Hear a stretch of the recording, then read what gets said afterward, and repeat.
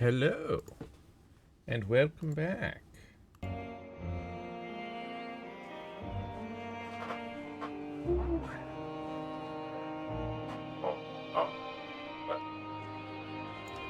That was rude. Uh, anyways, welcome back. Uh, so it's time for more Final Fantasy XIV. But first, something I'll show you. Look at this. Look at it. It's really cool. My sister got it for me for my birthday. It's an LED sign that's, obviously meant to look like an, a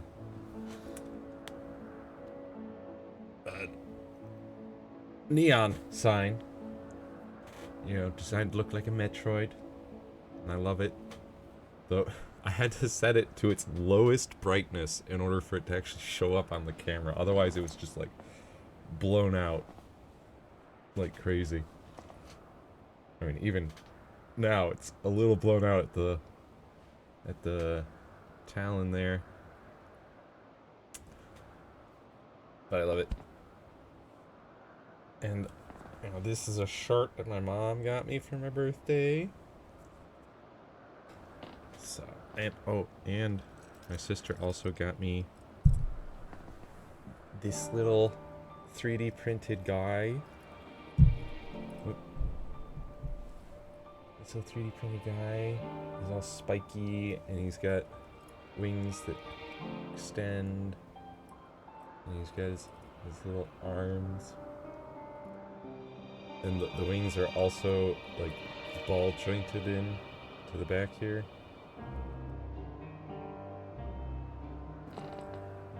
It's really neat.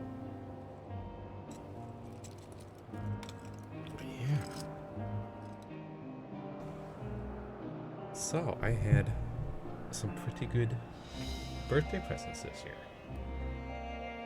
And let's see,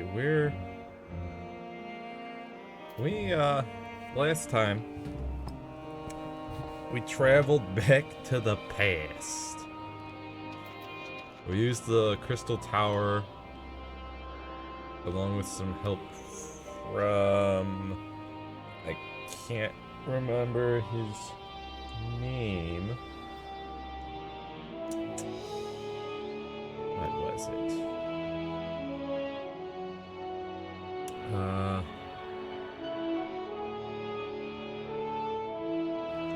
Well, whatever his name was, the guy from who's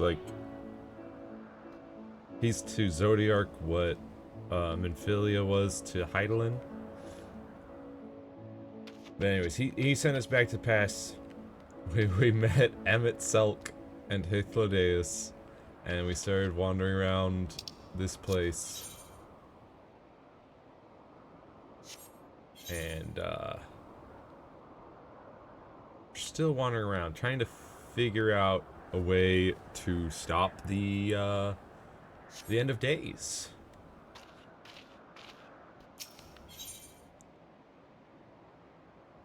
And Hythlodaeus wants to discuss plans for the remainder of our visit.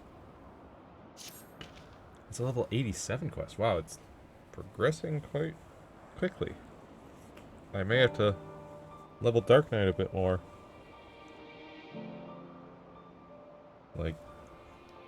Beyond the main story quests. Where to now? If there is anywhere you would like to visit before we leave, I should be glad to show you the way. Hermes has not yet outright refused his position with the convocation, merely postponed the decision. As such, I may as well resume my assessment. If we cannot accompany him, then I will content myself with questioning his colleagues. Ever the pragmatist. Then allow me to maintain your humble guide, or remain your humble guide. And what of you, Genosian? Will you continue along with us? Yeah. Wonderful. Our fellowship travels on unbroken I say we explore another part of Elpis and see what new encounters there are to be had. If you would follow me, we will first head back towards Agnorissus.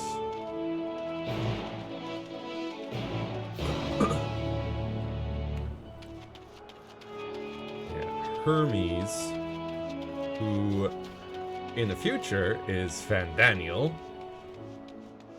He's the one who's caused all of our current troubles.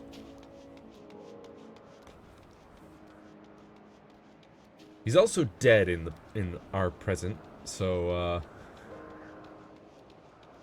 yeah. Hopefully we can at least learn some more about him and the final days, and some more about this this other life essence that pertains to emotions and things. Something that is not ether. It is known by many names, apparently. Let's hop on our horse. Our icy horse.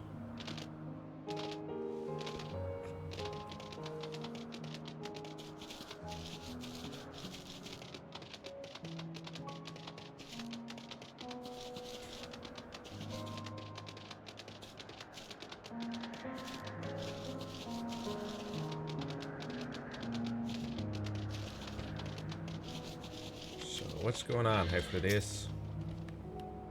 From here we follow the path northwards to Notonius. There we will find one of the Neos, which facilitate travel between the islands of Elpis. Ah, good. First-time travelers must be accompanied by someone with the requisite permission, which I have previously been granted. We only need use the device together once, and henceforth you will have leave to use it freely. Shall we? Yes. Yes, please. I would like to be able to go up here and get another ether current attunement.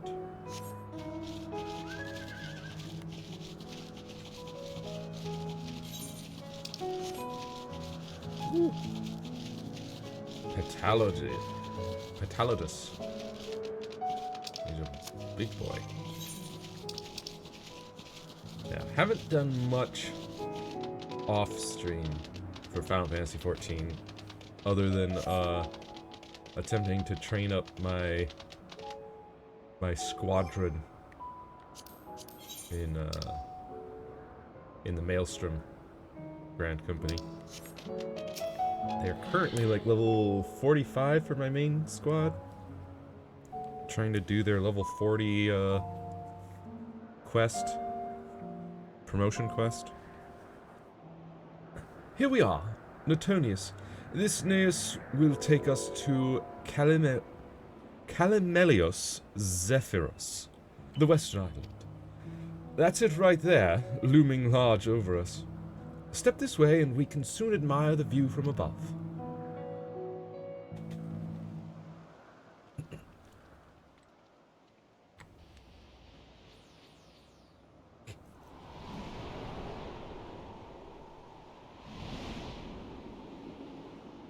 And up we go. Yes.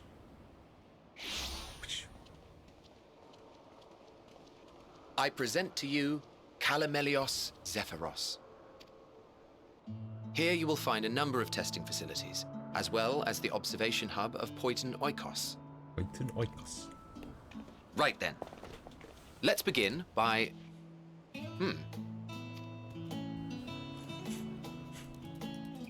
Well, well. An Arrhaeus. How delightful. What is he running from? Or to? Ah, he's running from that. And what, pray tell, is that? Ah, that's a new species of shark. We approved the concept but a few days ago. Uh-huh. Sharks are among the most popular sea creatures. Rare is the day when someone does not submit a new concept. People At like first, sharks. they were largely orthodox, consideration given to such things as size and environmental impact, and then a whimsical someone thought to bestow it with flight, another superior intelligence. And then the floodgates burst. Concepts with multiple heads, or arms arms and legs, and so on and so forth. It was getting absurd. A part of me wanted to tell them to go away and find something else to create, but in the end, I couldn't deny their passion. And here we are. It's charging us.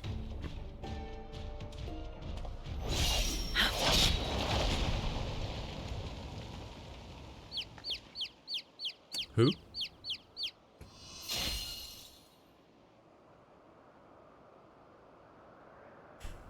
That was too close. Are you unharmed? Familiar woman. Well now, if it isn't a pair of familiar faces. Banar, that we should meet you here. Vana.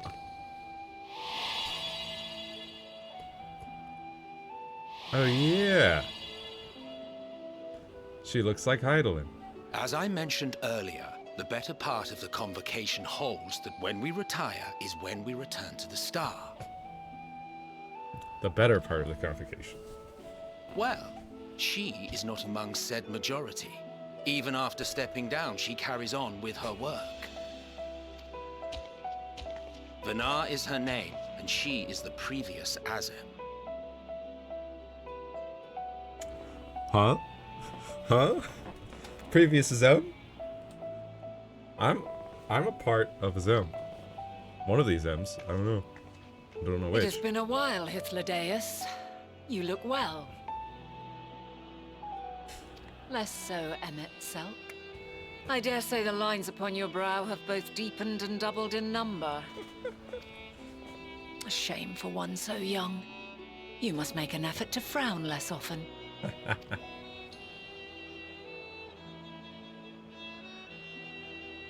Easier said than done, thanks to your unruly successor. How is she, if I may ask?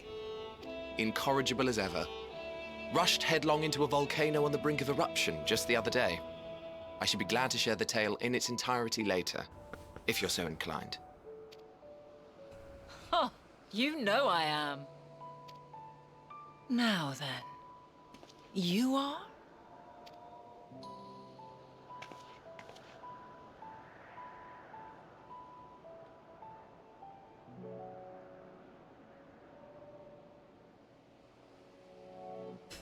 Do you know something?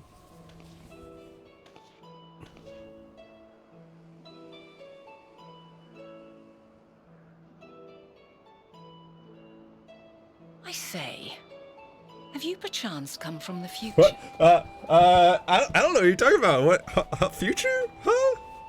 What? No, I do not believe we have ever met, yet I sense my magic upon you. Your magic. Therefore, if I wove the enchantment, I could only have done so at a later point in time.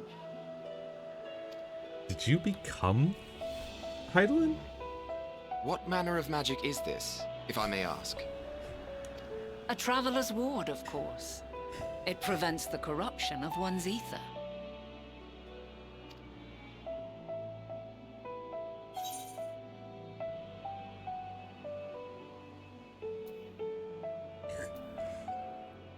Both of these are... No one here would know... Like, would they know what a primal is? I don't think so.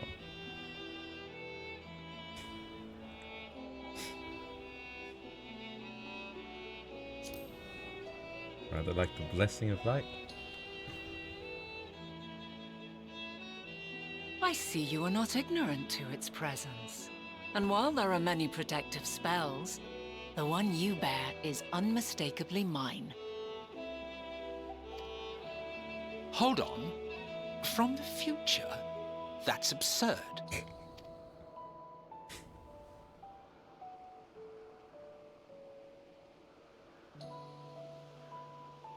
What is it?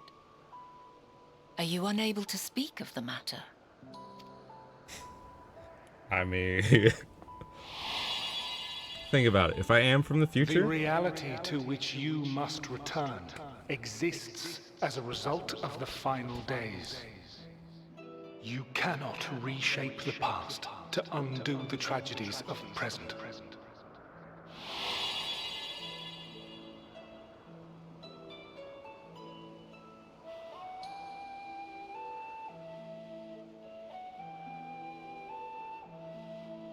what am I telling? So, your actions here will not change your history, but they may yet affect the course of ours.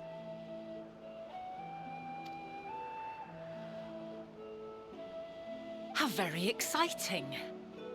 I'm quite fond of delving into the unknown, and there's naught more unknown than the future. Until a moment finally arrives, we cannot know for certain what will come to pass, regardless of our supposed foreknowledge. So you needn't worry for us. Uh-huh. More importantly, that you should go to such great lengths as to travel unto the past bespeaks the gravity of your quest. Will you not reveal it to us?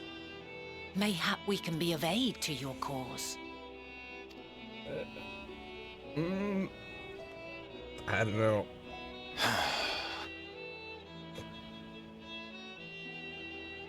If this is true, then you've been keeping quite the secret to yourself.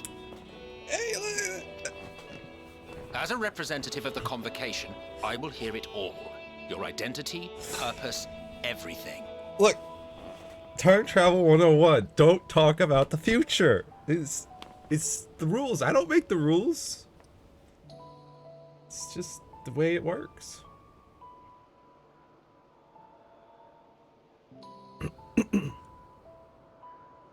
Why don't we move to a place more conducive to calm conversation? I've been working here for some days now at an old friend's behest. If it is agreeable, we may make use of my accommodation at Poiton Oikos. Poiton Oikos.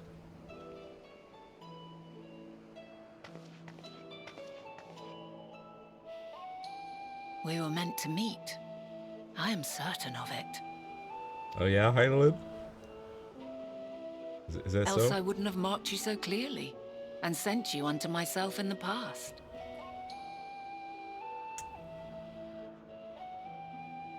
Did Heidelin send me? I can't. It's recall. precisely the sort of mischief I would get up to. And quite inspired, if I do say so myself. Uh-huh. Yep.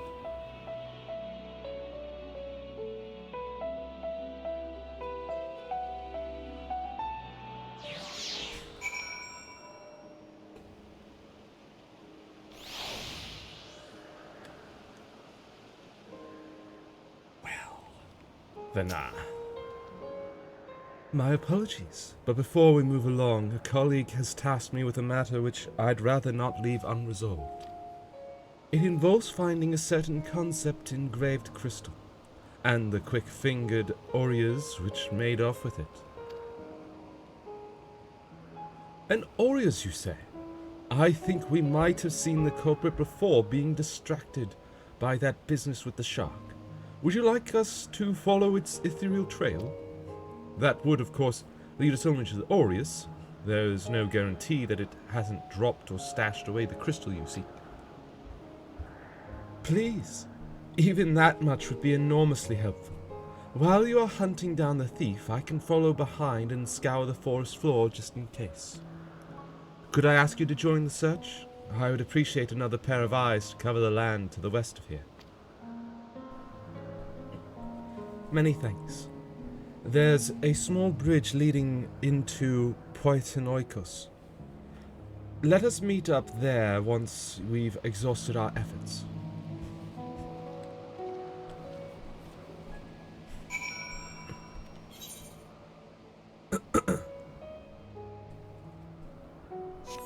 Okay.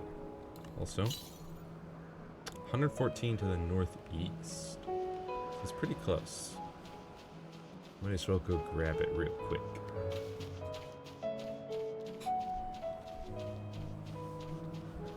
Assuming it's not on the other side of this river.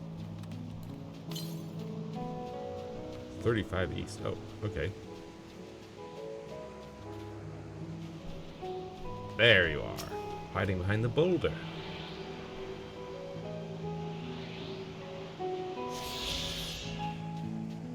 Alright. Let's go.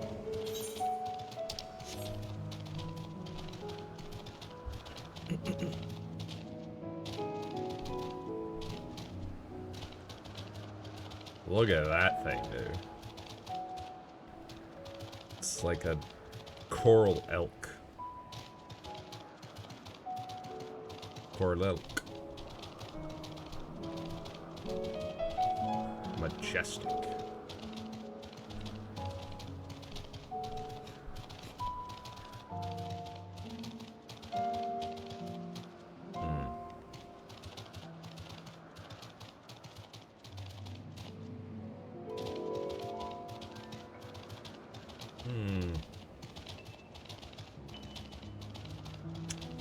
Where is this concept crystal?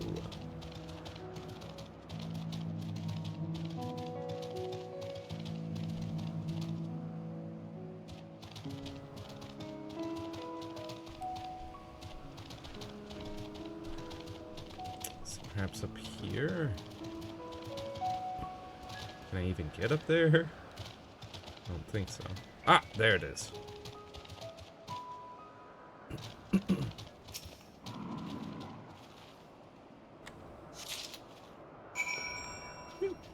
Also, by the way, where's the next closest? 72 to the south. Well, there it is. How about that? And that'll leave us with 4 more.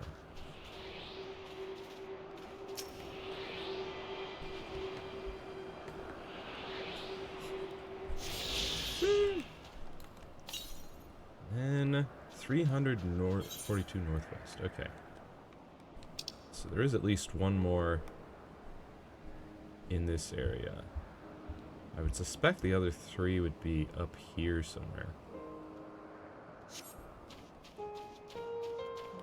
But who knows? Who knows?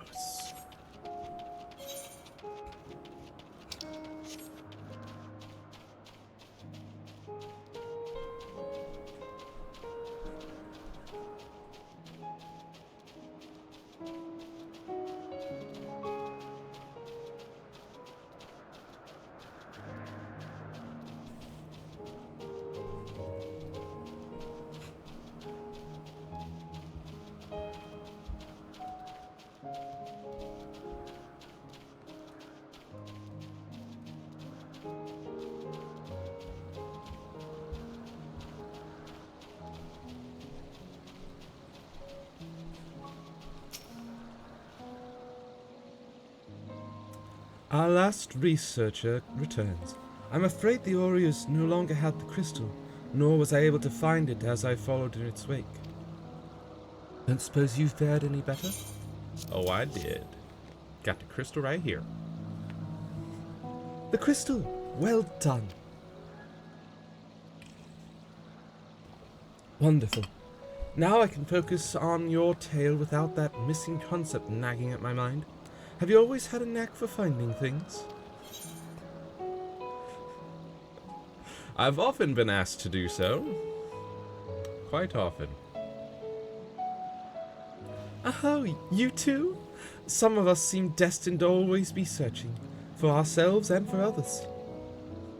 Long ago, when I held the seat of Azem, I was forever trekking back and forth across the star in search of answers to people's problems. Naturally, the need for such journeys has lessened considerably since I entrusted the position to my whimsical successor. Yet I am still eager to come running should an old acquaintance or new interest require my personal attention. That is what brings me to Elpis, in fact. Many times has my presence been requested, my opinion sought concerning the habitat of this or that creation. Agreeing to help locate that missing crystal was a minor distraction, which now promises to become a major revelation. How strange and wonderful it is the way one thing leads to another. Wouldn't you agree? Huh?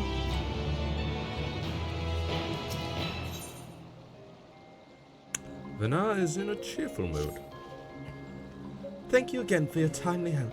Now then, 'tis time I returned this stolen property.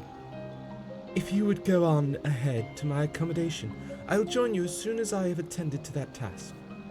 Follow the path straight ahead to the building at the top of the slope. I have the entire place to myself, so we can speak without fear of being disturbed or overheard. Uh-huh.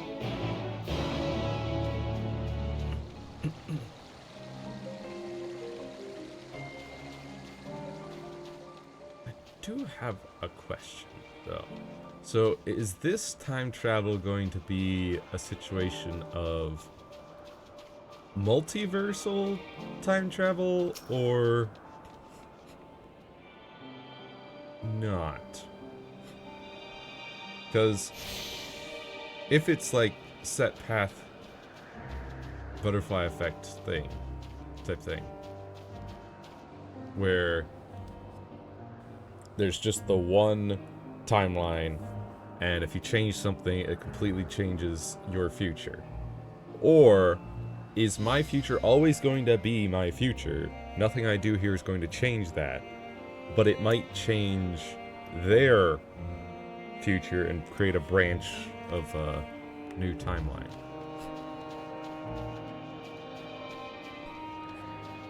That's what I'm wondering. Junkmonger, do I actually have? I don't think so. Anything to sell? No. I do wonder. It's a level 88. It's a chainsaw sword. Sure. And what? This looks ridiculous. Little steampunk machine guns. Yeah, very steampunky,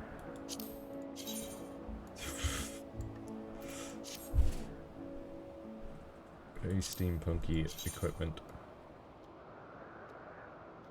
Samurai sword's still just a sword with a fancy sheath.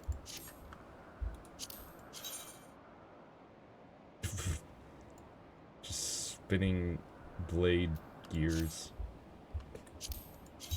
And scythe. Is a chainsaw as well. Chainsaw scythe. How about this? Also has a chainsaw bit, though it doesn't appear to be moving. And the axe is just a giant saw blade. And of course... just jagged. Oh wait, no, there is a saw blade at the end. Oh, ridiculous. Mender. Hello. Anything? Nope, nothing needs mending. Alright.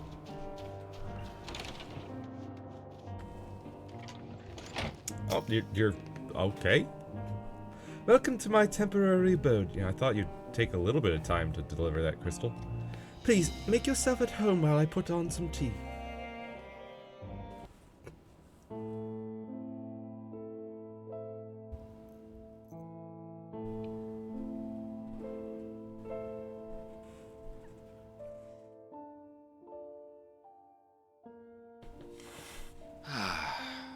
Wonderful aroma. I feel more relaxed already. Uh-huh. Would that I had sweetmeats to offer, but I travel light out of habit. There's plenty of hot water though, so please have as much tea as you like. Uh-huh. Now then, will you tell us your tale? Yeah. I guess. I was told not to tell you my tale, but... Here we go. Of course, I was meant to be, nigh invisible. In the future I came from,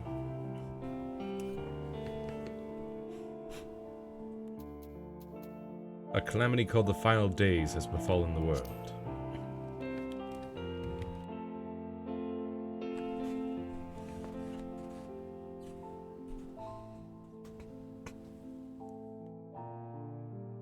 Why don't you start from the beginning? Technically, that is the beginning of what I know.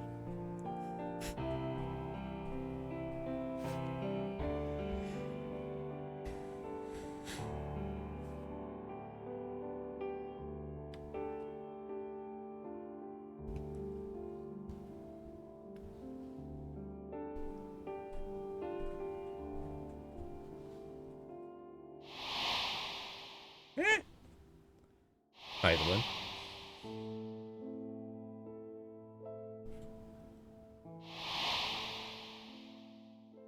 The Asians.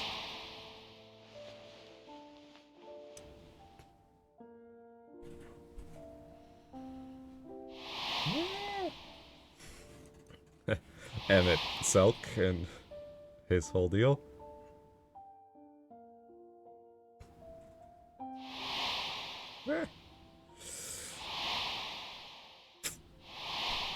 Zodiac and all these flashes of white.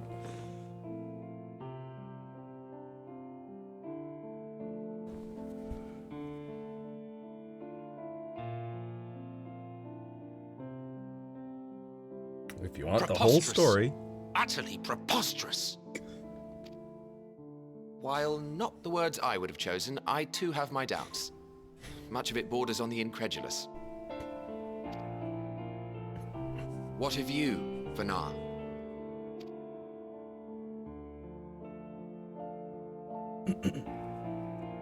Not knowing the precise details of the first final days, it is difficult to determine the veracity of the tale.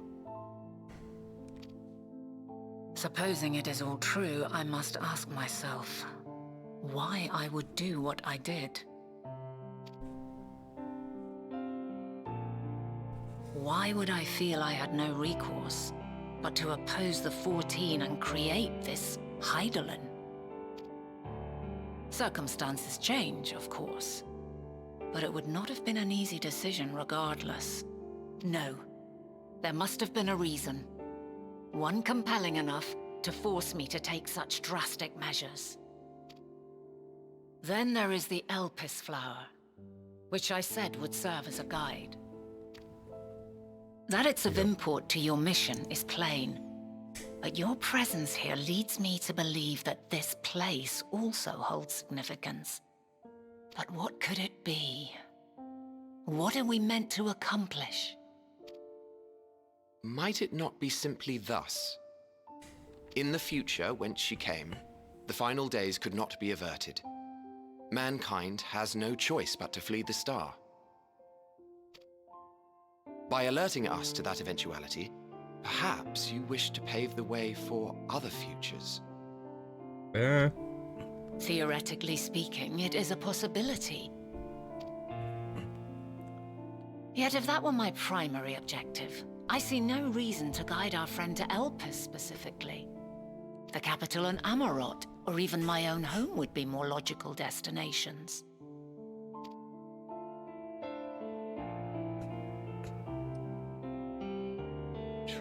True. I note also that Hydaelyn did not specify a point in time to which she must return. By this, it may be inferred that it was not critical that we should meet. Alternately, she had reason to believe that our paths would converge, coincidental though it may seem. This is quite a puzzle, and we do not have all the pieces. Hardly any. But we do have one immutable fact. If the final days are indeed as described, they will bring death to all that I hold dear. Yet despite being afforded long years of preparation, the only provisions I could make were for flight. Nay, my first and foremost endeavor would be to find a way to forestall the coming doom. given that even the 14 failed. Mayhap you deemed it impossible. Nothing is impossible. This I have always believed. And if Hydaelyn is indeed me, she would believe the same. Listen to yourself. Are you seriously entertaining the notion that you are a messianic figure in some far-fetched tale?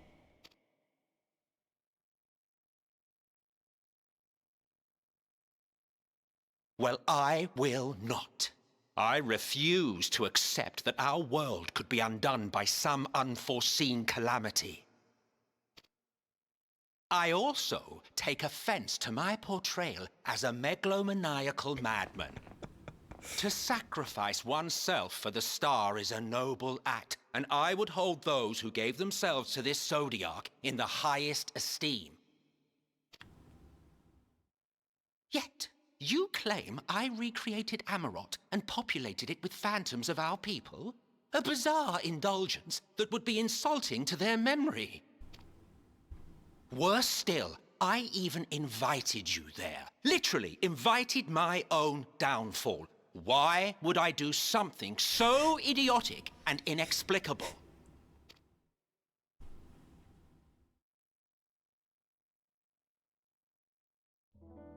Now, I will allow that the hypothetical task of restoring our world would be daunting in the extreme.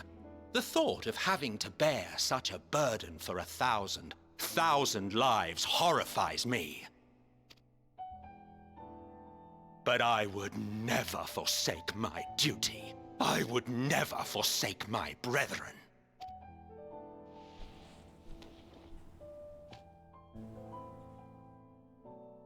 You do not know me.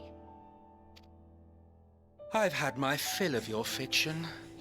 I will return to my duty, and you will not bother me again.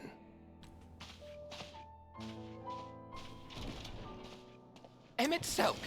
Wait!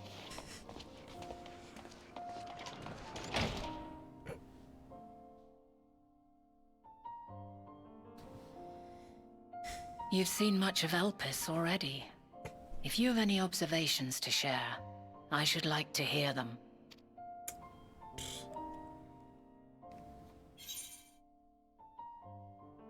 Dynamis. Dynamis is key to all of this, for sure. Ah yes, the energy distinct from ether. Though not my field, I have a basic understanding of Dynamis. And you say Hermes researched the phenomenon in the course of creating Meteion? Yes, I believe this warrants further investigation. With that settled, 'tis time for action. The missing pieces of the puzzle are here, I'm certain of it. And when you find them, the picture my future self has painted will be complete, and you will have your answer. And suffice it to say, I will aid you in your quest. Nodders.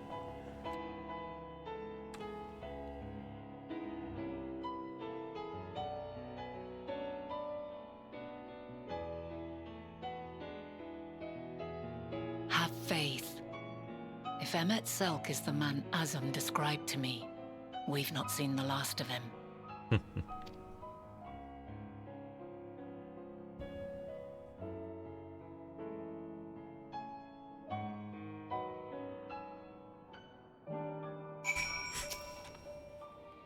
Shall we begin our investigations then? I am acquainted with Hermes, of course, but only as a visitor received by the chief overseer of Elpis. Of the man himself I know only that which is common knowledge. Thus I suggest we fall back on the tried and true method of conversing with the locals.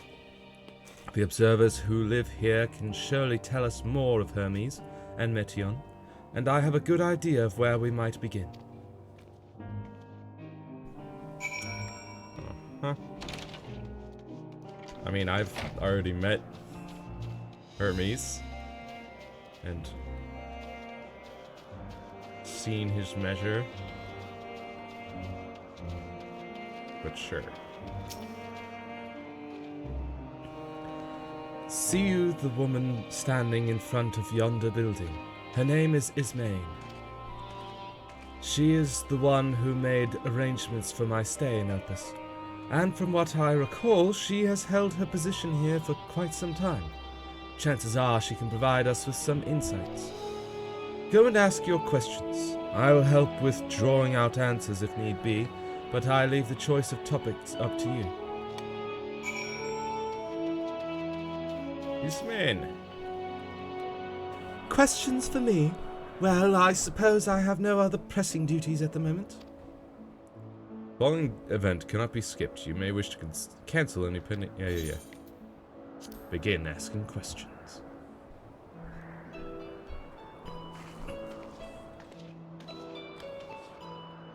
Greetings, Ismaine. My friend here is desperately curious about Chief Hermes, and I was wondering if you might indulge her. Certainly, Mistress Vanar. Anything to be of service. What do you wish to know?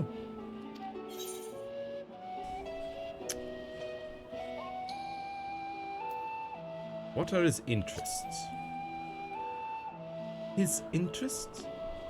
Well, he is an authority on flying life forms and has expansive knowledge of living creatures in general. Is that what you wish to know? How would you describe him as a person, as a colleague? He is a quiet man, reserved, you might say, and occasionally somewhat poor with his choice of words. His reticent nature, however, does not prevent him from carrying out his duties as Chief Overseer. I hope that answers your question. Was there anything else?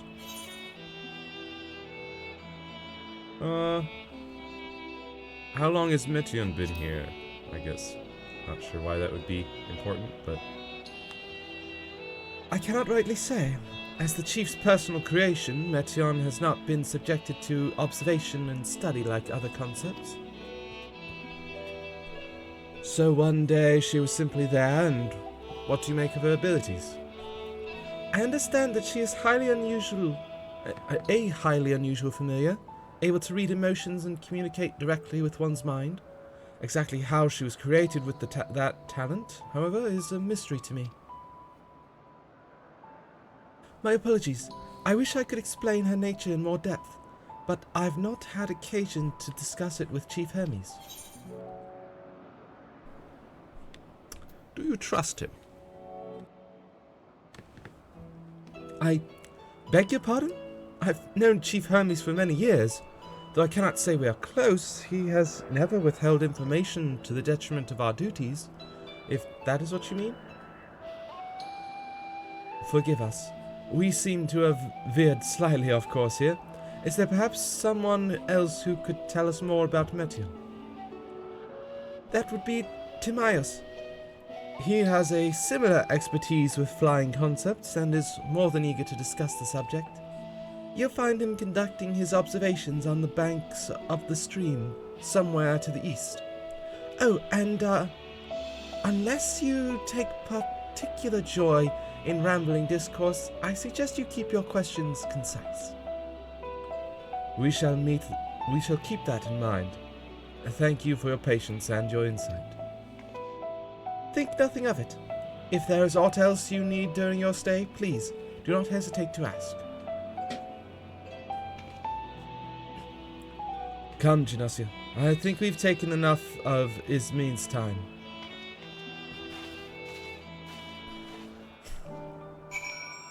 I suppose.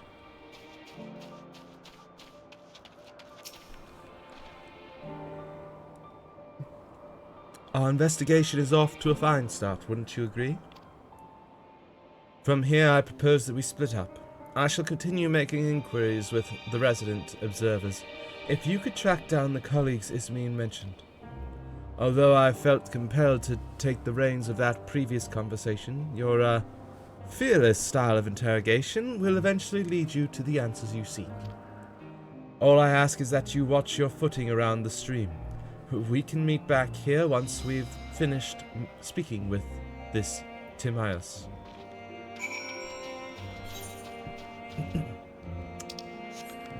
Also, 168 to the southwest.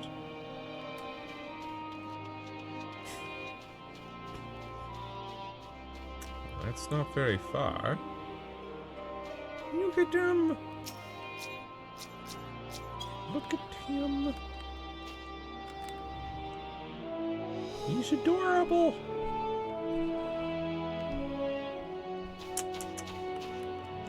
Okay. To the southwest. 107 to the west.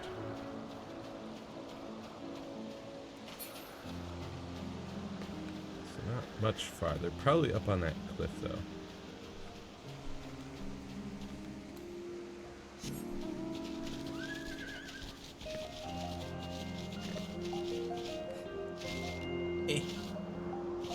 Come on. Psh. Gotta go all the way around.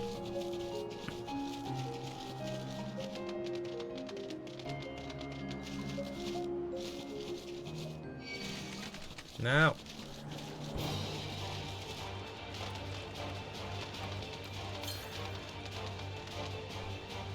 Southeast.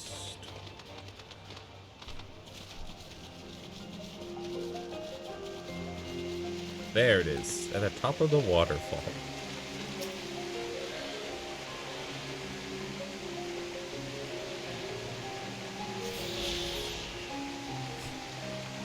Right. 400 northeast. As I suspected. Up here. For this last, or at least the next one, if not the last three.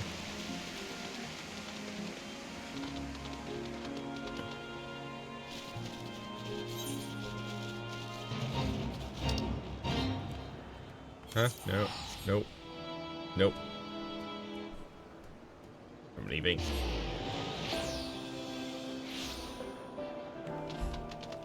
I have business to attend to.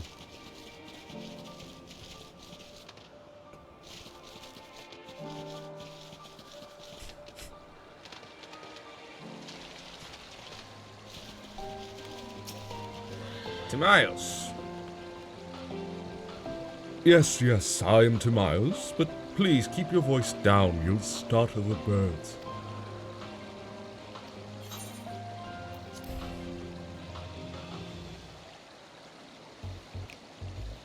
So, what is it you wish to speak about? Is it true you're an expert on flying creatures? What do you think of Chief Hermes' flying creations? Chief Hermes' work? A worthy subject, indeed. Those beings which soar through the clouds, majestic and graceful, are ever a favorite of creators. Even now, with so many varieties in existence, the flood of newly imagined concepts continues unabated. What sets the Chief's creations apart, however, is how they benefit from his boundless knowledge of the celestial realm. Birds that climb so high that they disappear from view, others which traverse the boundless sky in moments, and all without riding the currents. I know of none save he who can conceive of such marvels. Even we who prize elegance of form above all else are dumbfounded by his genius. Meteion too is a marvel, then. My opinion on that matter would be superficial at best. Despite my admiration for Meteion as a concept, I have never delved too deeply into the inner workings of her nature. I know that she has a gift for communicating via emotions, but otherwise, her abilities are a mystery to me. If Chief Hermes should choose to submit Meteion's concept to the Bureau of the Architect, then will the design be registered for public scrutiny. Analyzing a colleague's creation before that step is frowned upon, to say the least. Of course, if he came to me, a fellow artisan, looking for advice, that would be an entirely different story.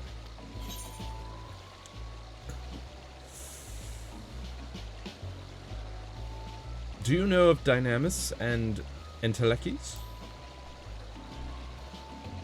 Dynamis and Entelekes. Those terms do sound vaguely familiar. Was there not a flower made here in Elpis which exhibited properties of one or the other? Must have been centuries since I last heard anyone speak of such things. Has there been a resurgence in interest? No. Then why bring up the subject?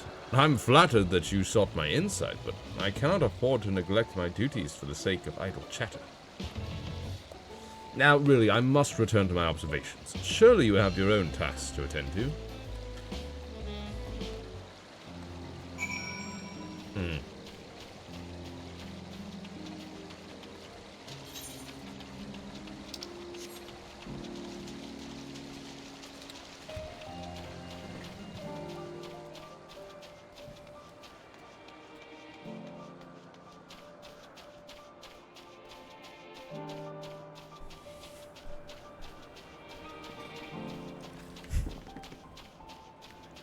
Come on. Alright.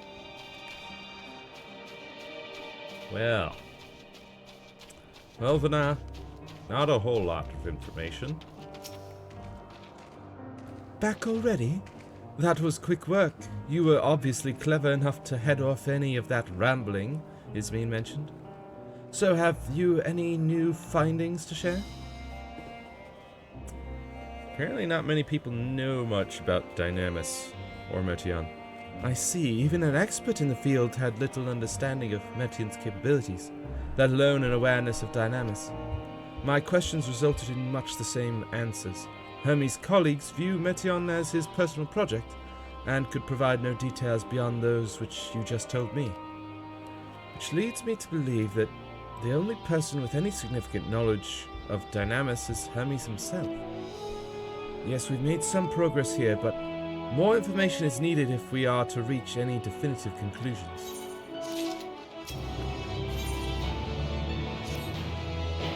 At present, the strongest link we have to the final days is the power of Dynamis, and the Entelekes which can control it.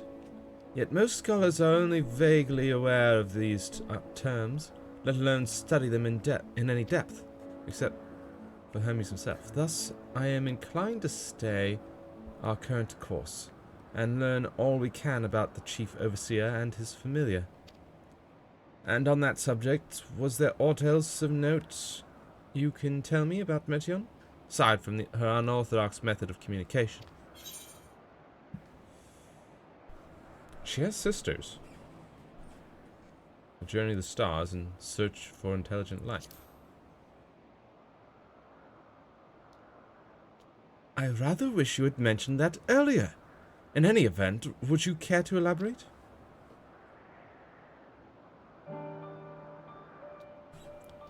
So these siblings of hers now travel the great expanse in search of deeper meaning. Thank you. Though the mystery at hand remains unsolved, I feel you've touched upon a vital clue. One we should keep in mind as we continue. Next, I propose we take ourselves to Peripeteia Crystalline. Not far from here, just follow the path to the west. Ba, ba, ba.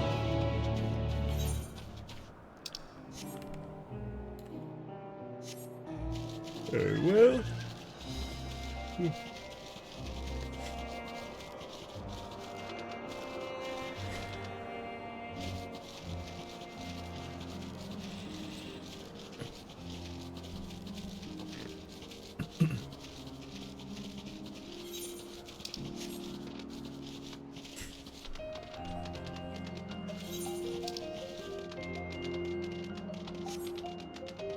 Alright, for now.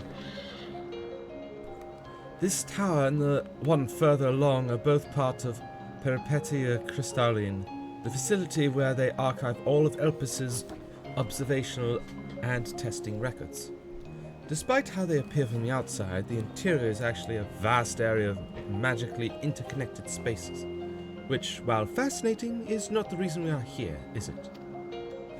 I shall cut my architectural lesson short and see that those two archivists have to share.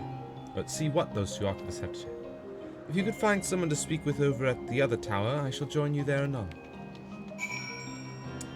Okay.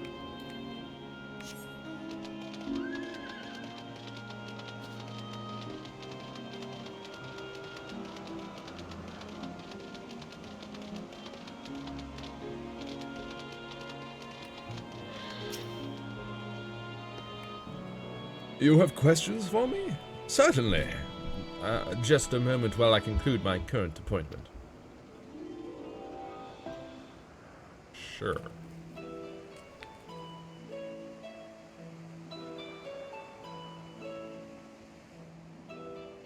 Indeed. So if you could provide a comprehensive log of those behaviors, we should then have sufficient data for our official records.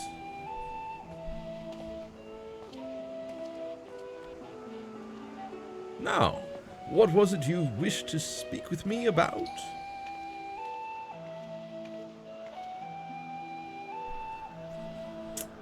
Dynamis? Meteion? The Chief Overseer's personal research project. And by that, I assume you mean Meteion? Such undocumented studies are difficult to track. After all, hardly a day goes past without seeing a researcher trailed by one creature or another. I'm afraid I cannot tell you exactly when Meteion appeared, only that she now spends much of her time at Chief Hermes' side.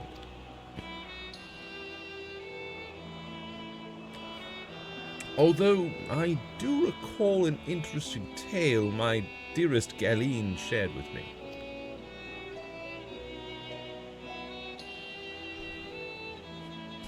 Ah, Galeen is my partner and a fellow researcher here in Elpis. She was returning late one night when she caught sight of Chief Hermes sending Meteion heavensward, a host of them. For several days she would speak of that scene with wonder, describing it as one of the most beautiful spectacles she had ever witnessed. That sounds like a story I should like to hear.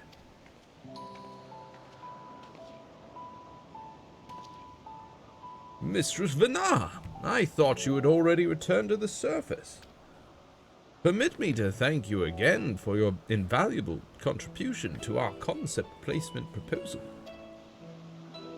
Pray do not mention it. As you say, my original plan was to leave after that task, but I have since become engrossed with Chief Hermes' research. Would you favor me with a retelling of this sight which so delighted your Galeen? Of course, or you could hear it from her lips directly, if you prefer. At present, she should be observing a subject in Metabaseus Thalassiae. She does enjoy her time there, watching the sea creatures hunt and play, gazing upon the salty waters of the world's oceans, recreated in such sublime detail. I imagine you must find similar joy in indulging your boundless curiosity, Mistress Venar. Even though such pursuits must continually and regretfully delay your return to the star. Indeed they do. 'Tis a rest well deserved and long overdue, I should think. How greatly have we prospered for the wisdom you accumulated during your travels as a Zem. And what would Elpis be without your earlier academic work? The theories you developed served as the basis of many techniques still in use today. Man is a creature of contemplation, but none embody that nature with as much enduring passion as you. I I dare say there is not a soul alive more worthy of a return. I shall rejoice the day you depart on your final journey. I will be honored. Oh, no, wrong button.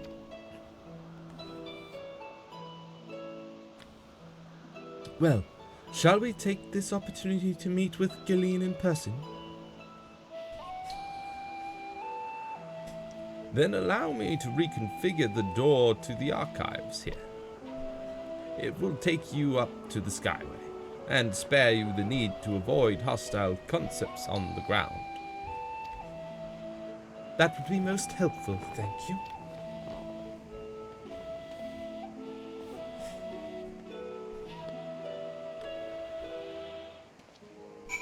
Yes. I have opened the path to the Skyway. Once you pass through the door, simply walk straight across to the next tower and ask for admittance to the upper tier. Upon arriving at the upper tier, walk straight across the Skyway and you will find yourself at the entrance to Metabesios Thalassai. Galeen will be eager to share her tale with you, I am sure. Alright. Sounds good.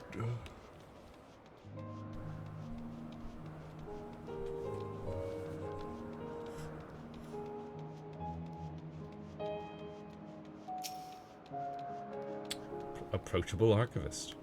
So approachable. Mistress Venar, just passing through? Then allow me to prepare the path. If you need further assistance, there is always an observer or two out on the upper Skyway.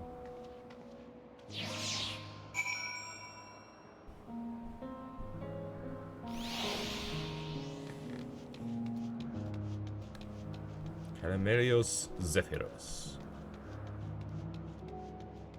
Look at this place.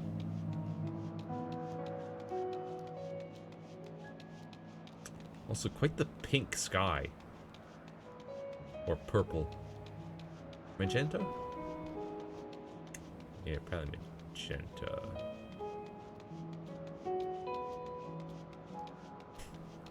Unhurried observer. Mistress Venar, I was not told to expect... We would have prepared an official welcome. Please, there is no need for fanfare. I only wish to speak with Galeen, if that might be arranged. Yes, Galeen, of course. I will inform her immediately. But she may be engaged in a testing phase. You could be in for something of a... Wait. Should I let her know how your business is urgent? That won't be necessary. This lovely view will keep us occupied until she is ready to receive us.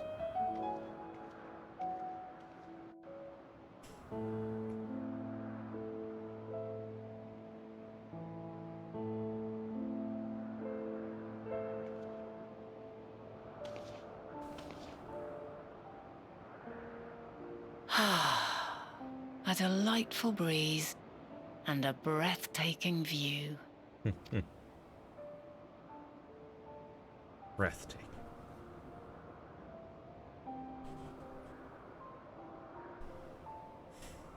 What is it like in the future? Is the world still a beautiful place? Yeah?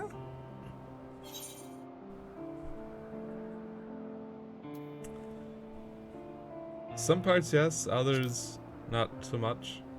With all the death. But... Dark hidden places, rife with danger. Those have an altogether different, but no less powerful sort of appeal. While we wait, will you not tell me about your adventures? Oh, Well, not the okay. portentous events which led you here, but the simple delights all your own. By learning about the future world, I may gain insight into future me's plans. But more than that, I have an interest simply as a fellow traveler. Short of going somewhere oneself, there's naught more stirring than hearing another's account. Uh-huh.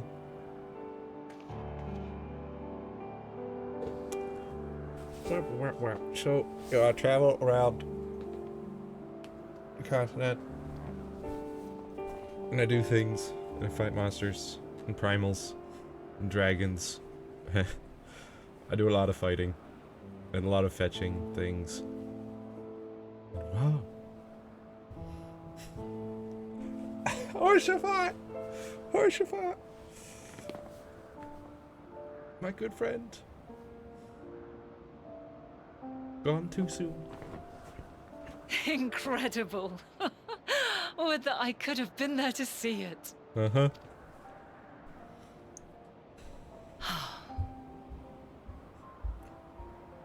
Yours is a harsh and unforgiving world. Yet in spite of this, your brethren hold fast to their virtue. Yep. To know that the light of mankind's potential still shines, even in that faraway place, it gives me heart.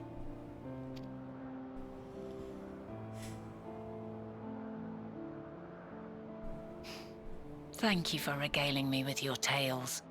I will treasure every word. You're welcome. As you know, I was once a scholar. And among other things, I sought to understand the workings of the world. What exactly is ether? How formed the laws of nature? Whence sprung mankind? Riddles and mysteries beyond counting. Over the years, I have managed to find answers to some few of them. Yet rather than attain a sense of mastery, the more I understood, the more I came to hold the world and its miracles in awe. We too are miracles, each and every one of us, born of the warm breath of life that traverses the heavens, swirling through eternity. When I fully grasped the improbability of our existence, nothing felt impossible anymore. If it could be imagined, it could be done.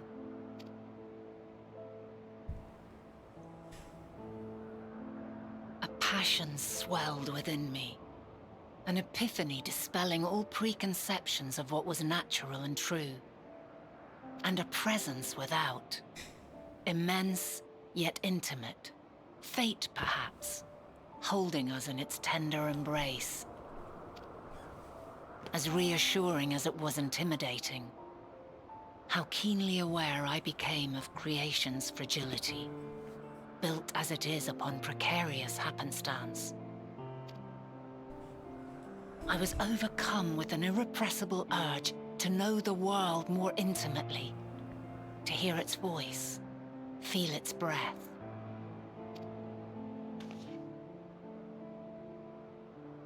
I ventured forth on a journey that very day, so very long ago now.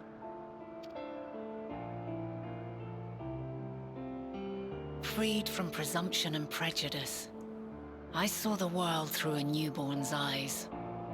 Everything fresh and new, and so beautiful. Lands that stretched on forever. Skies one could drown in. The heartbeat of nature, silent yet strong.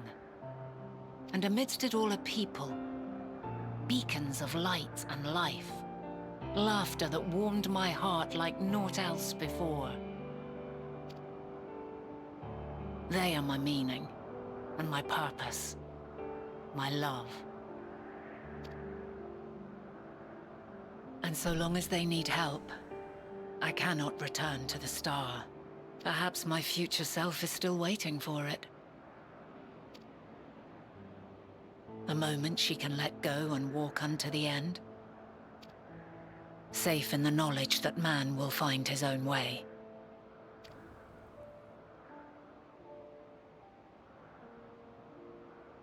You, who are our future, tell me this, and tell me true. Has your journey been good? Has it been worthwhile? Yes?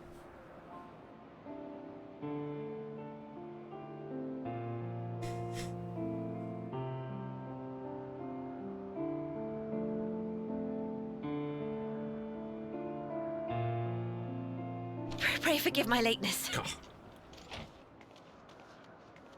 My observation subject was rather irritable, and it took a while to settle it down. No need to apologize. Your work takes precedence. Besides, we had a pleasant conversation in the meantime. You're too kind. Now then, I'm told you wished to ask me some questions. Indeed.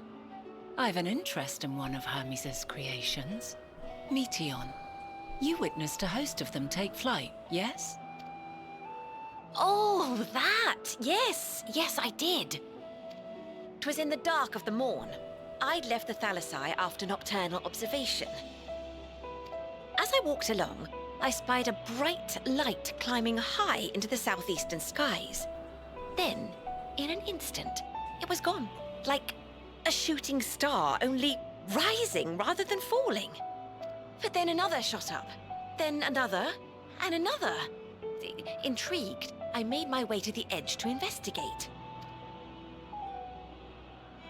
And who should I spy on an isle to the south but Hermes and Meteion, the Matea, rather. The Matea?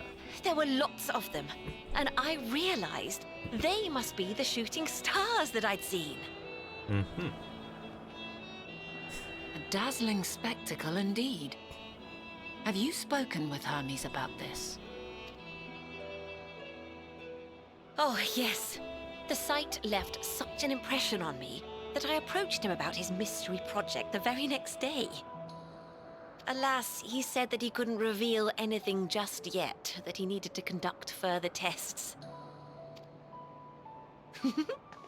It shouldn't be long now, though. He often returns to that isle, and I have a feeling he's nearing a breakthrough. Is that so?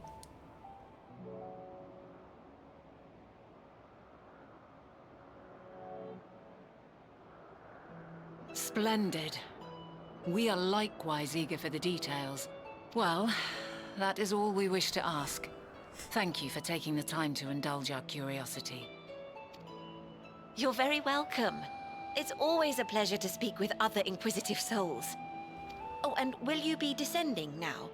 If so, I shall link the doors for you. Please.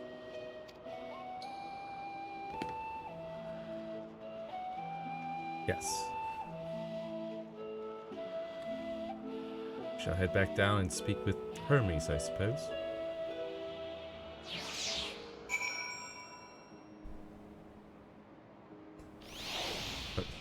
What? What is it going? Huh? Huh? There's something going on over here. Swiper, no swiping. Just like, oh no. I've been doing moonward leaps for decent.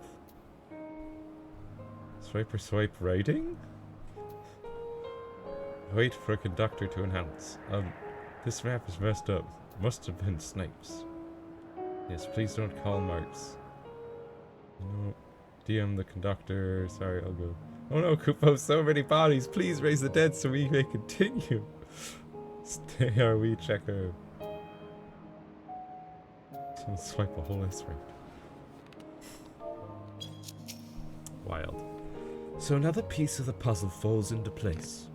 From what we've learned thus far, I think we can safely conclude that Hermes hasn't been revealing the details of his research to others, which suggests that either someone will appropriate his discoveries and make use of them, or that Hermes himself will have a hand in causing the final days. Since we have no reason yet to suspect the former, we should consider the latter the more likely possibility. Proceeding under that assumption, our next step should be to divine why, or even if, he might desire such a terrible fate for our star.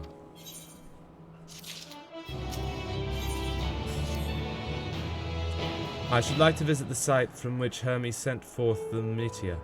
If we are fortunate, we might find some hint of what drives his research of this research of his. Garline said she spotted them in the southeast, rising from an isle she could see from the edge. If we stand at that same vantage point, it should not prove too difficult to locate the isle in question. Let's take a look, shall we?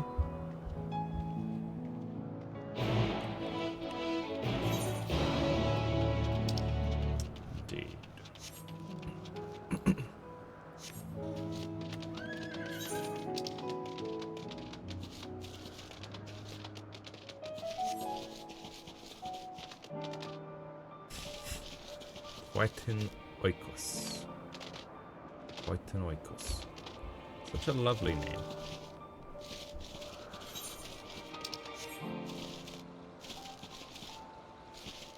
Eh. Woo!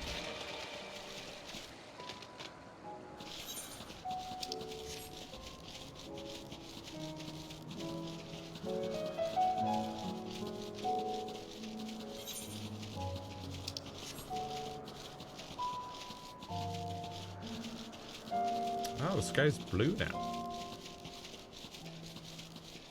Wonder what made it magenta before.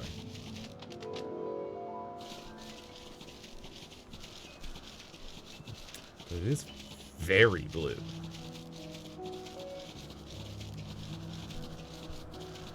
Like, weirdly blue. And the clouds are blue. It's like there's something in the atmosphere that's between us and the clouds. It's making it look even more blue. Very odd.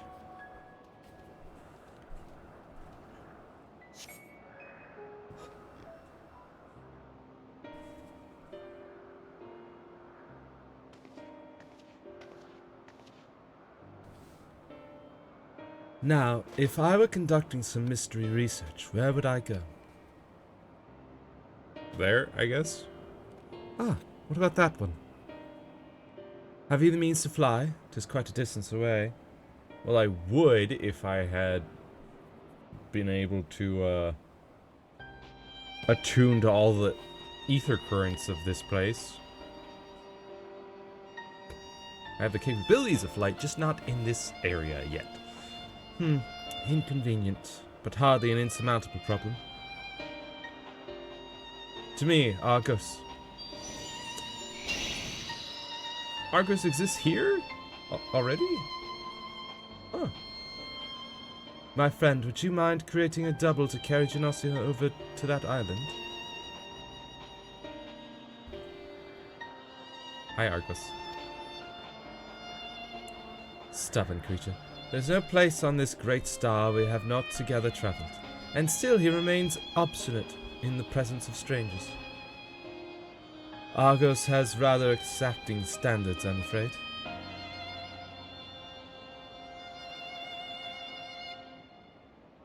What? You've ridden him before? Ah, your before meaning my after. Not at all confusing, that. Interesting. 'Tis certainly not unthinkable. But speaking of the here and now, the quick solution is for us to face off in a sparring match. What?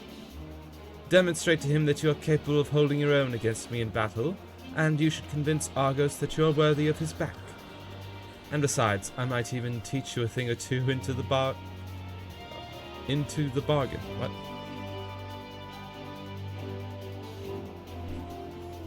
You seem doubtful, but useful lesson or not, it will certainly be a moment to remember, a memory of the distant past to cherish.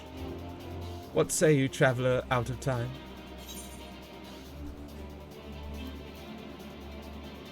And if this memory turns out to be a bad one, choose your battlefield. But I'm a mighty warrior in my own right. I admire your confidence. Clear your mind and prepare your weapons. I will await you at the clearing over yonder. My weapon is always ready. Honed to a fine point. A point of ice.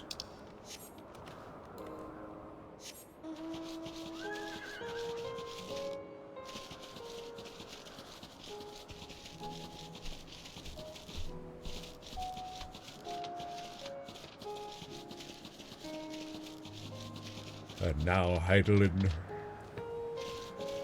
we will spar.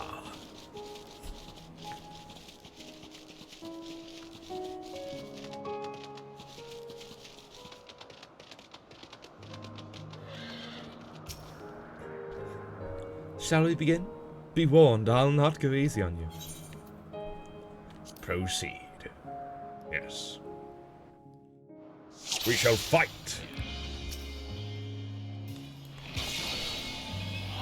ready.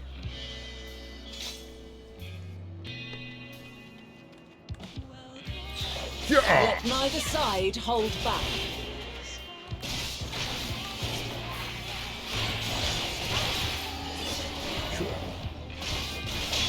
Whoa. That was a big hit.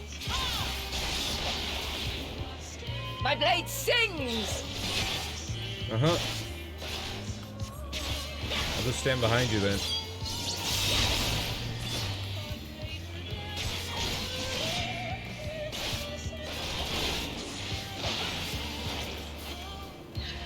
Whoops. This one. Yep. Okay. Alright then. Your blade sure does sing.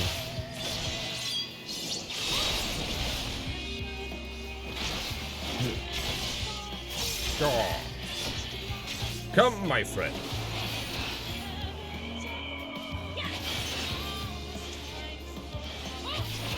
Interesting. My blade sings! Well, then I'll get behind you.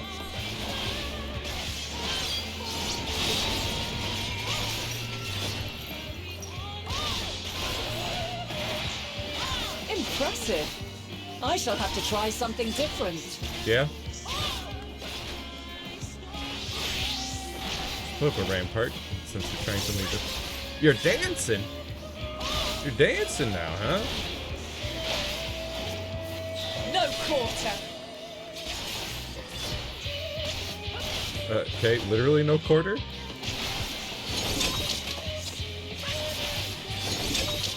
So those are thirds, Vana. Those are thirds, not quarters. Have a just taste. Oh boy. What?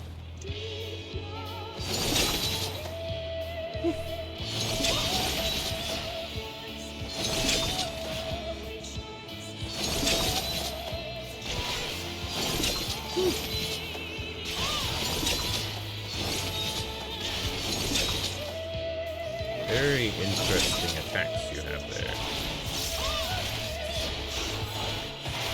I see you won't be easily overcome, but neither will I. What you doing now? Oh, a black mage?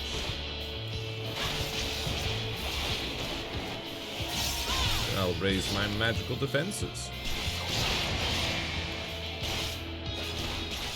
It's a lot of air ether.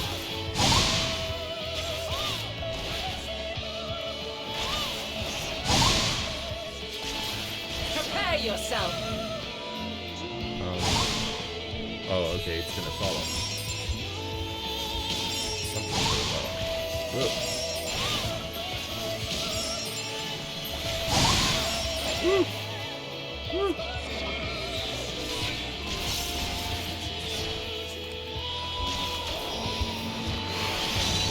Ugh. Ouch. Oh no. Foam sticks.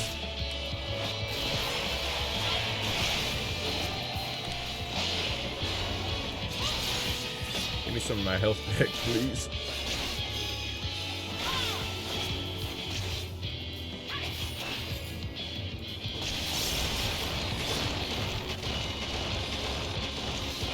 Woo! My friend. We've only just begun. Come at me with your all. We're halfway through.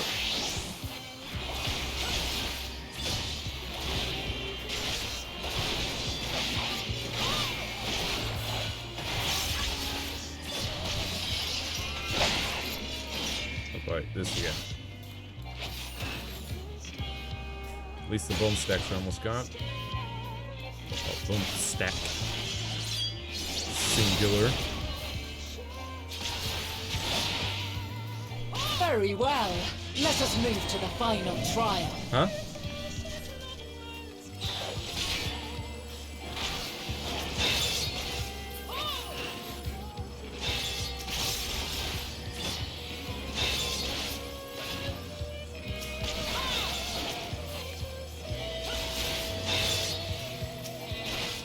Come on.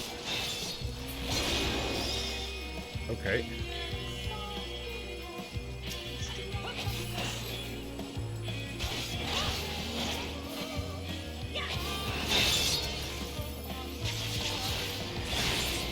Whew.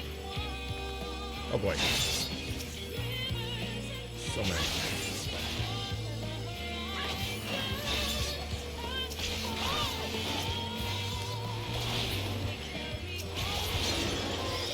Oh boy.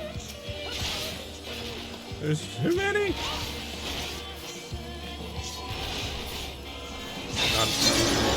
I don't have enough DPS for this. I'm a tank! Stop it! It's not fair!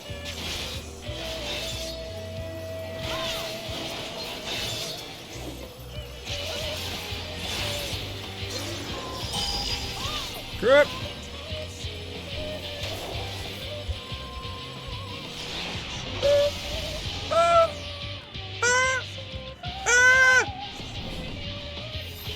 Break your chains, shed your burdens, and show me your strength of will! Uh-huh.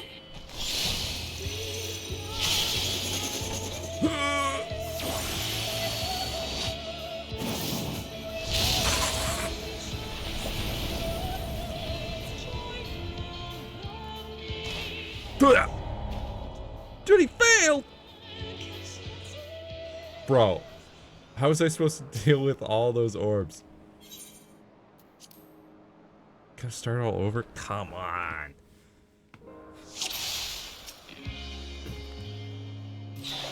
Let neither side hold back. Let neither side hold back.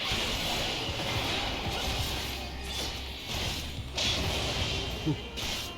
I don't know if that rampart was in timer. I don't think it was. So lost a lot of My health. blade sings! Yes, it does.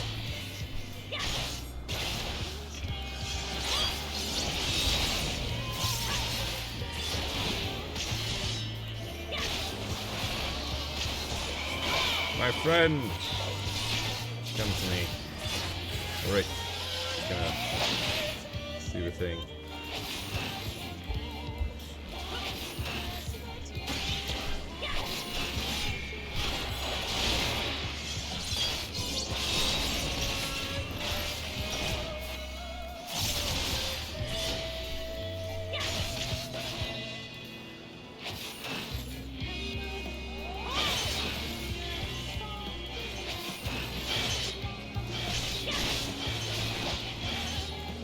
My blade sings! What?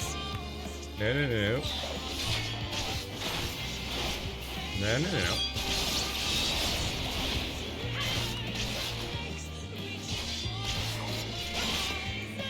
Impressive. I shall have to try something different.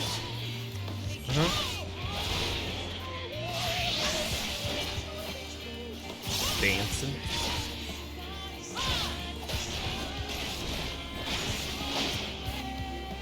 No quarter.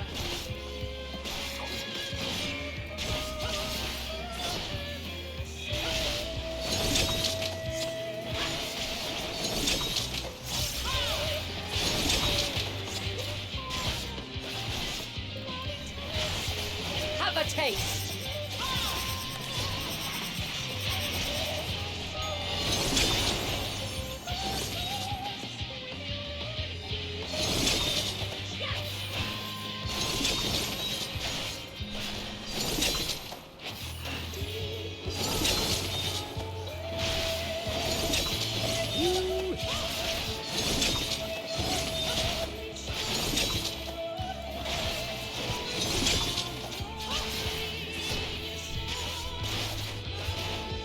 I see you won't be easily overcome, but neither will I.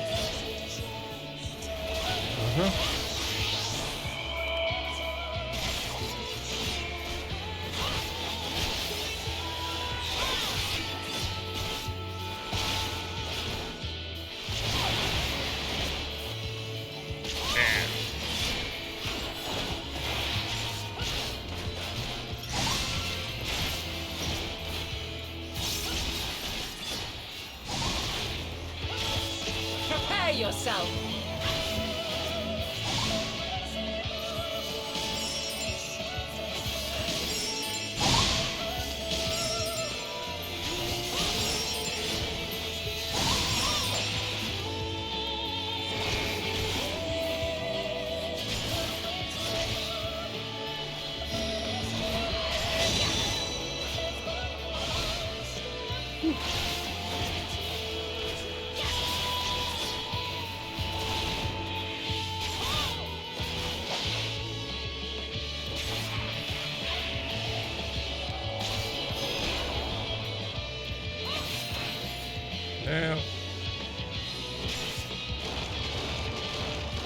Back here. There you go.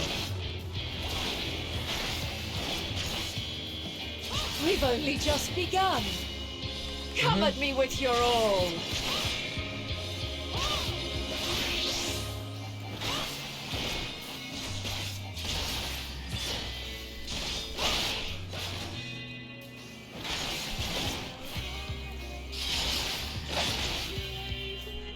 Here we go again. The blade sings as well.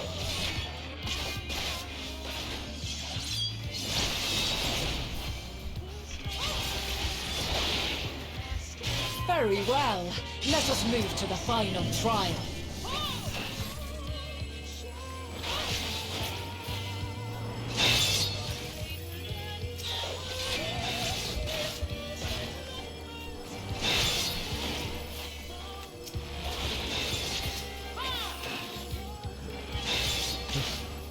Come on.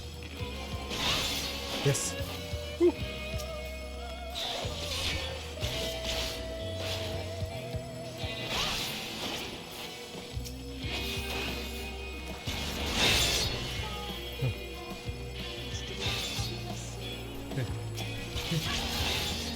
Oh, wait, there's reds. No.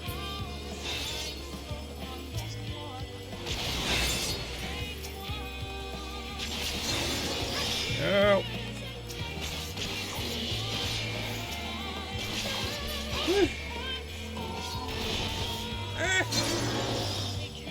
No.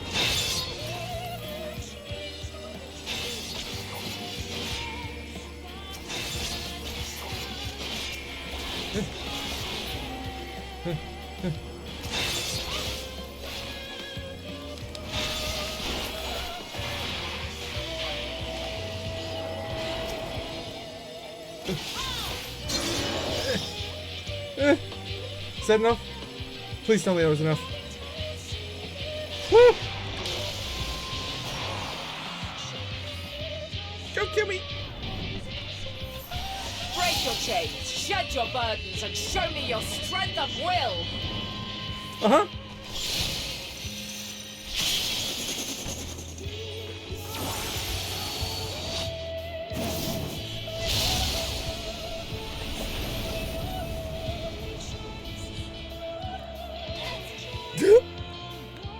You still stand. Yes. The people of your time are more resilient than I had dared hope. I have seen enough.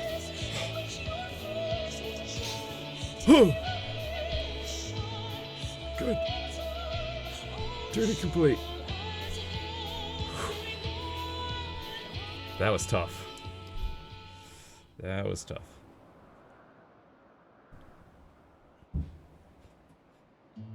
'Twas my intent to finish it, but clearly I underestimated you.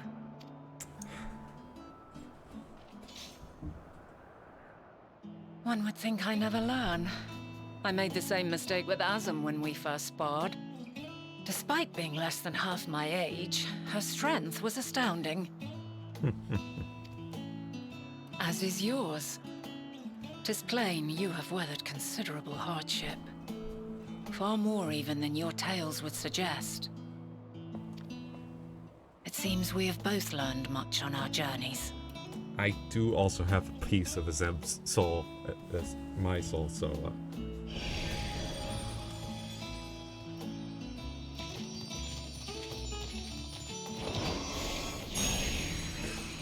Oh, now you'll split up, huh?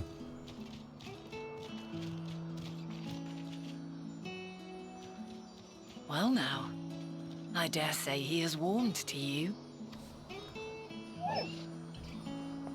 A boon to be sure. He never forgets his favorites, and is ever eager to come to their aid. Uh-huh.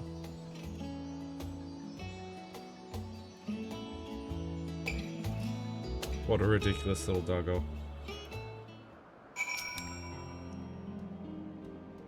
Argos will soon have us standing on the very spot where the Meteor made their departure into the night sky. With luck, we will learn something of Hermes' intentions. My hope is that we find no connection, no festering wish for oblivion. Then we might have Hermes and his considerable expertise working for us, rather than against us. Yes. But let's move over to the edge before mounting, shall we? That will allow Argos to catch the currents rising up from below and give us a smooth ride over to the Isle.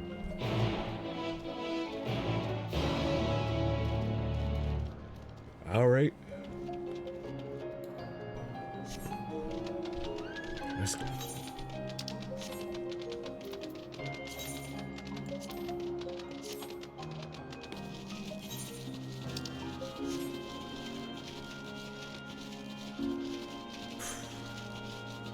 At least we're getting close to level 88. I'm sure the level 88 quests are gonna start up soonish. Argos motions to his back with his muzzle. You've been given the go-ahead to hop on. We ride!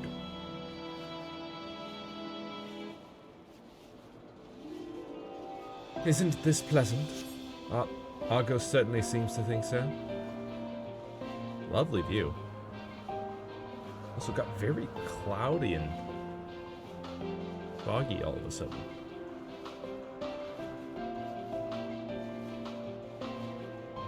Weather's changing so frequently. Now, what was the name of that tree? Noe? Something? Notephorian? Quite a striking specimen, is it not?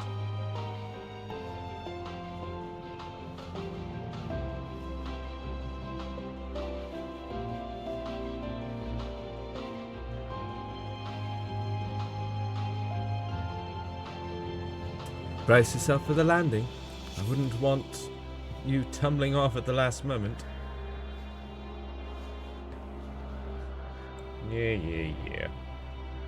I'll be fine.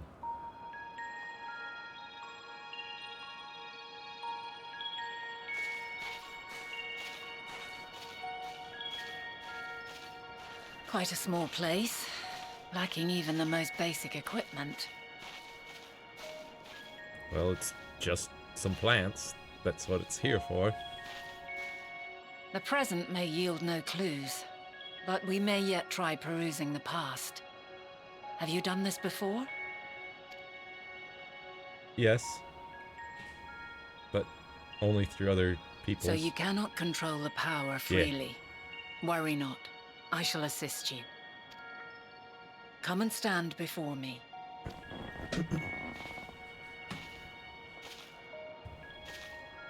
There are two ways to see the past. The first entails peering through the walls of the soul in the moment a subject is recalling a memory. The second requires no subject, and is instead a process of piecing together an event from ripples left in the ambient ether. Uh-huh. As memories are etched upon the ether of the soul, so too are they etched upon the ether of the world. In this way can history be preserved. Such memories are given to fading, however, and can prove challenging to visit. Yeah. But come, let us try. Close your eyes. Close eyes.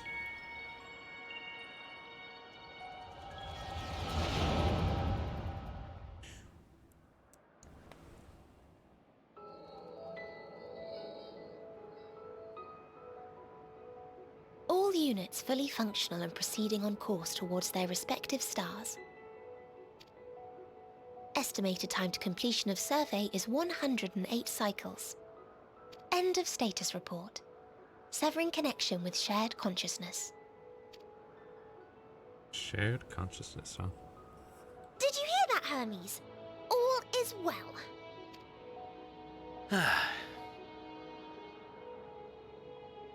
Yes. Good tidings at long last. Every step of the way, I've been reminded how little we understand creation. How the universe defies imagination. But soon we won't need to speculate. We'll know the answers. What others live for. Indeed. And we'll owe it all to you and your sisters. I wonder what answers we will get. Whatever intelligent beings that exist out there are bound to be vastly different from us. Diverse in form and culture. Possessed of unique ways of thinking. Their conception of life and its purpose will be no exception. Completely and utterly unlike ours. Utterly unlike... how? I have no idea. Uh-huh.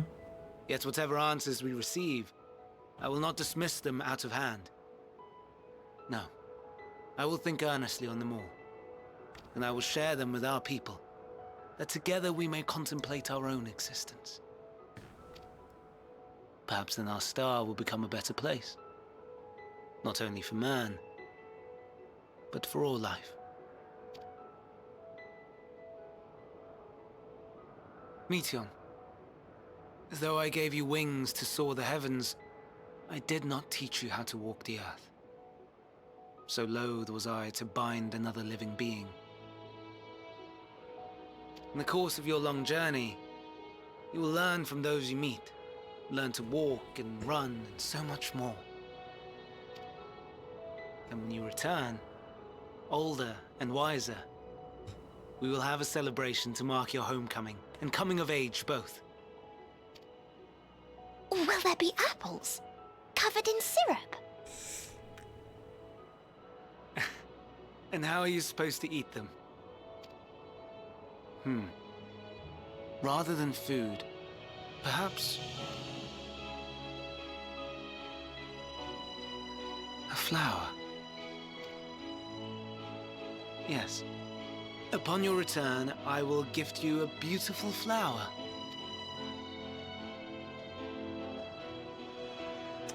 You say upon her return, but she, as far as I know, hasn't left yet, so...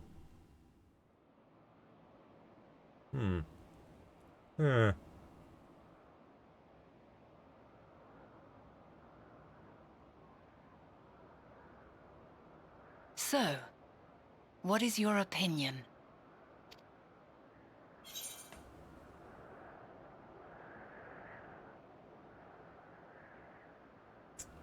Hermes wouldn't wish for the final days, I don't think. Not of his own accord. I'm inclined to agree. As we had suspected, the two are somehow involved. Yet 'tis difficult to believe that they would deliberately seek to end all life. Yeah, especially Hermes. He seems to care a lot about life and living beings. In light of this, I propose that we reveal your tale to Hermes himself. If he does not wish for the final days, as we believe, he may well join us in pursuing a solution. Yes, but also my tale involves him Then it is settled. in perhaps the most Let us seek out our unbelievable friend with all swiftness. way. 'Twould not do to let such a pure soul be blackened by tragedy.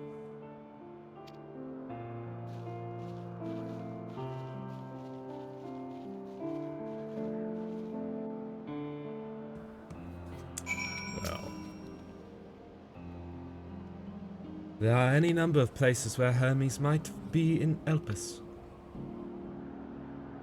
But we could do worse than to look in Kitissis Hyperborea, the largest facility. It stands in Ethoscelit... Man, these names. Ethoscelitikos Boreas, the Northern Isle. I wonder, Chinasia, for an institution which claims to studiously research every species destined for release into the world, did you not question how they find room for them all on so few islands? The answer lies within Kitissis itself. I touched upon the practice before back at the archives, where a vast area is stitched together out of multiple conceptual spaces. The same holds true for the interior of this facility, and its magically constructed environs. 'Tis there, within these sprawling habitats, that the chief overseer and most of Elpis's observers conduct the bulk of their work. Come, the simplest route is via the Neos north of Pueton Oikos. Okay. In that case, I will quickly travel to Pueton Oikos.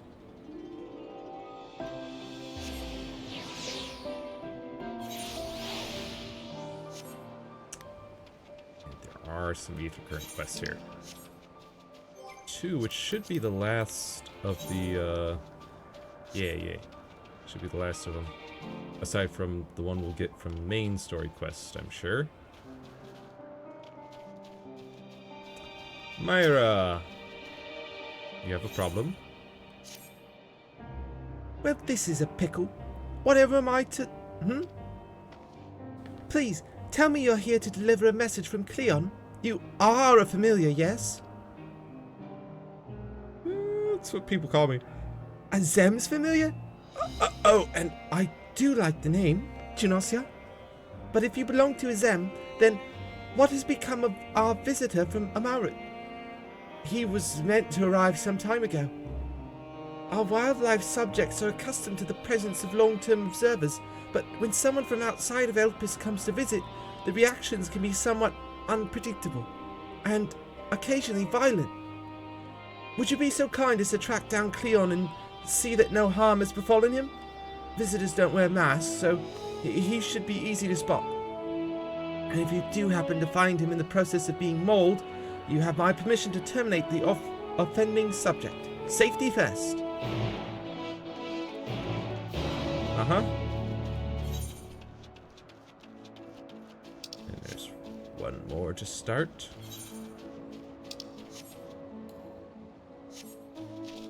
Boreas.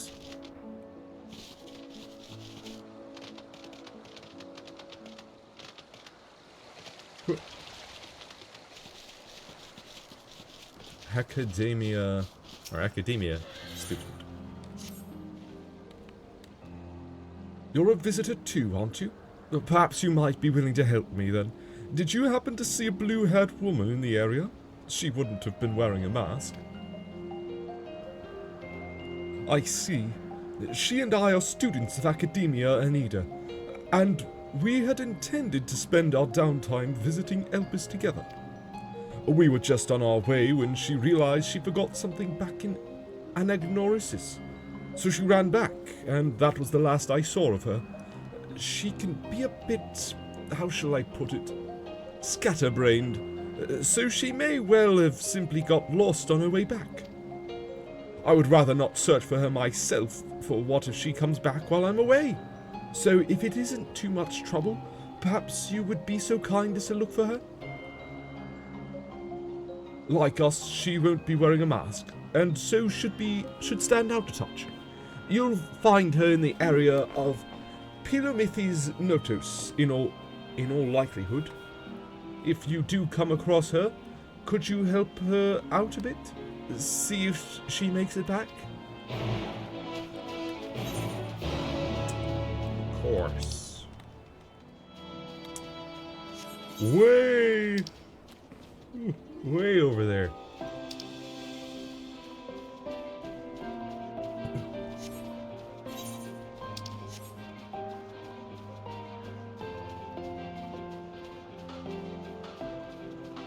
Elpis Minotaurs, huh? And one of them is attacking, accosting Cleon. Back off, foul beast. No, step there.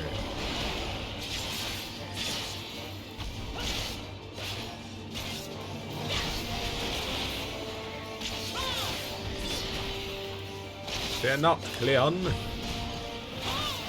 I'm a tank. This is what I do.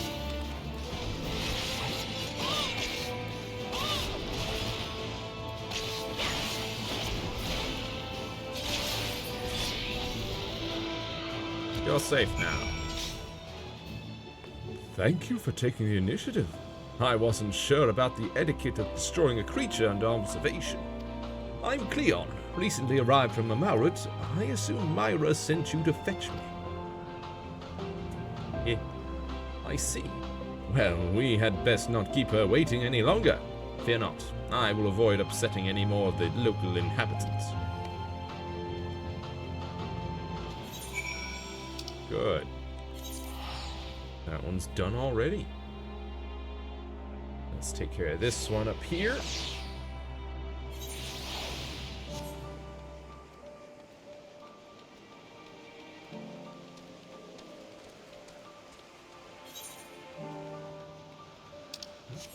Here. Boreas. Need to travel a bit faster.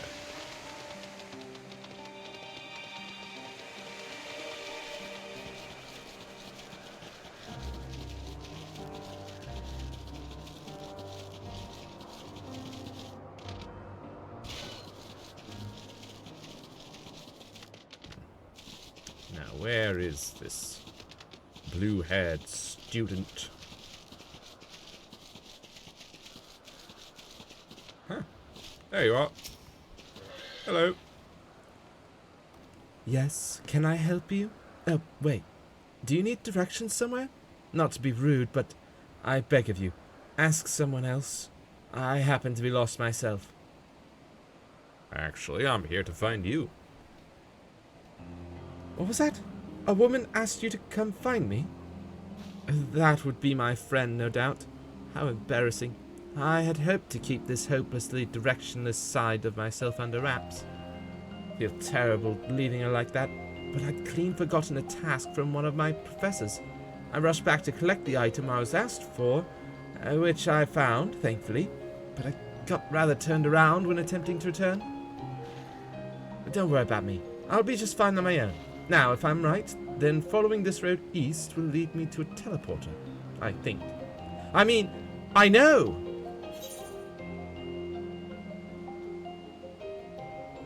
I've business with your friend anyway. I can escort you.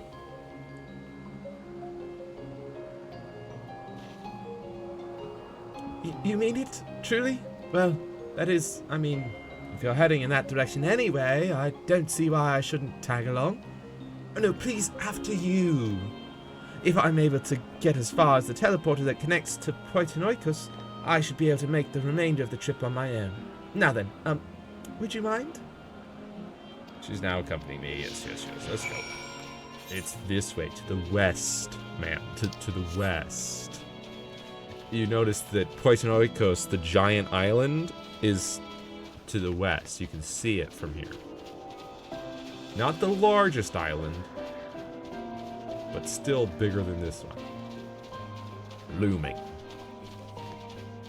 I don't know how you could possibly get lost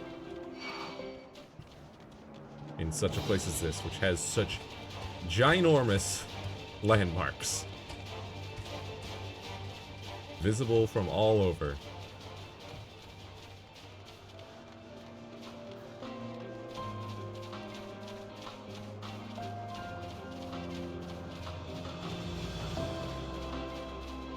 We're almost there, blue-haired student. Whom I did not ask your name, but I suspect that after this interaction we won't be interacting much, if at all.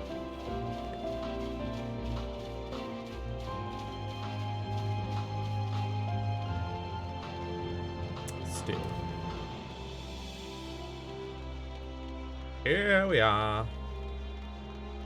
I present to you passage to Calamelius Zephyros. What a relief it is to see a familiar sight. I should be all right without you now.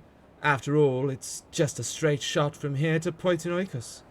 Goodness, the earful I'm going to get from my friend. I've kept her waiting for far too long. Well, I really should hurry. She is owed an explanation and a heartfelt apology. Do come see us, though. I would like to thank you properly. Uh-huh. No. Stop that.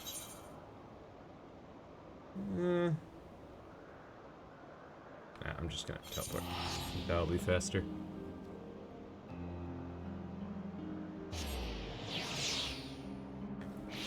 Possibly not very much, but still. Boreals.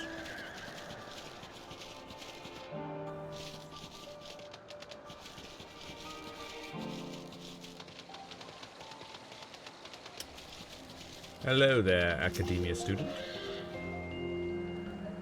Thank you for your help, truth be told. When my friend first dashed off, I had assumed it was because she forgot an assignment from Mitron.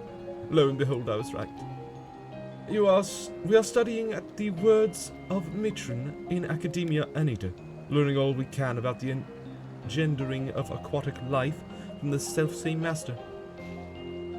Honestly, though, I've no idea why Mitron would ask me to produce a flower of all things.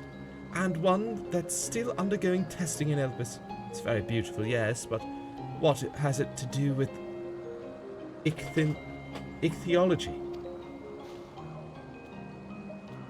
Well, nothing, but that's the point, surely. It must be intended as a present, one meant for Logrif. Mitron is hopelessly enamored, as we all well know. We do? This is certainly news to me, though now that you mention it, I suppose I have seen sparks between them. Wonder why I never noticed before. That settles it. We need to hurry back and begin an in-depth observation of their romantic entanglements. I can't believe I've wasted all this valuable research time lost amongst the trees. And I would have wasted even more if not for you, good lady. Now that my friend and I are together again, we can get back to the Academia and deliver the flower to Mitron before it wilts. Oh, but before we rush off, a reward. You certainly deserve it. Yes, the ether current. It's all the reward I need. For you see, I am closing in on the last of them. And then I'll be able to fly!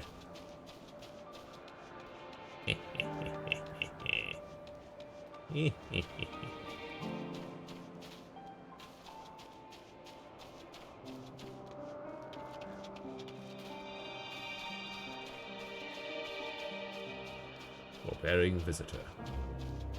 Myra! Hello. Genosia, thank you for seeing to the safety of our guest.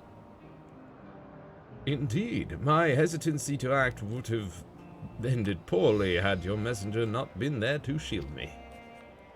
And I'm certainly glad that she was. Now, shall we proceed to the business of the day? I believe you had some concerns regarding your personal creations?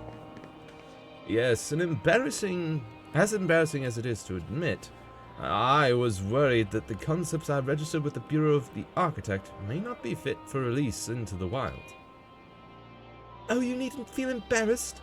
You wouldn't be the first visitor we've had who's expressed difficulty in helping their children leave the nest. We can look in on them right now, if you like. I should like that very much, but I do have one request. When you swooped in to rescue me from that beast, I was treated to an impressive display of battle prowess. An entity with your strength and instinct would be the perfect candidate for evaluating the worth of my modest creations. I must insist that you join us. Yeah? What a fascinating notion. Yes, I quite agree with your assessment. Then we all go together, whenever you are ready, Genosia. Thank you for the ether current. So long. I'm busy. Don't got time for your shenanigans.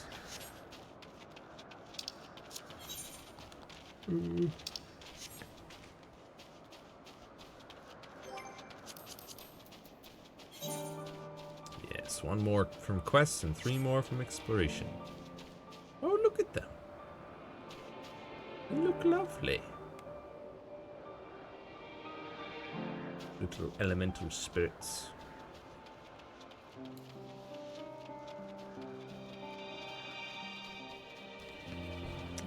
Sorry for the delay, Vanar.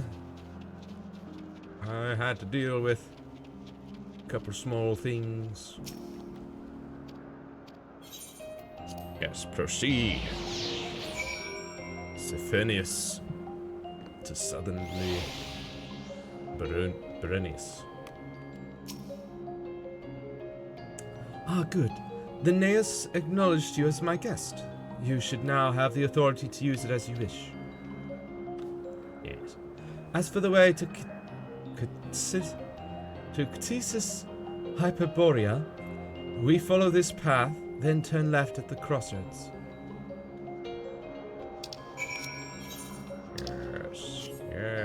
Yes. And ether currents? 133 to the northwest, you say?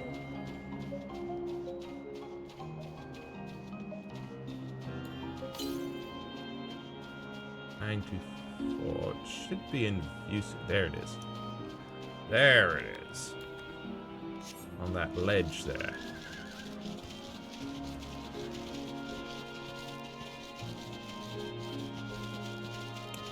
Theotaurus.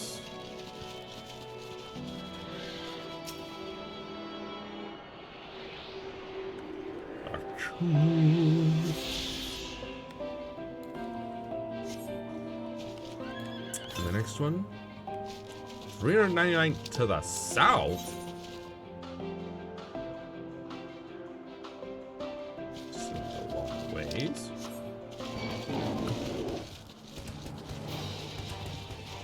Is it on this island or no? You would think it would be, but it would appear it is not. Truly. Huh.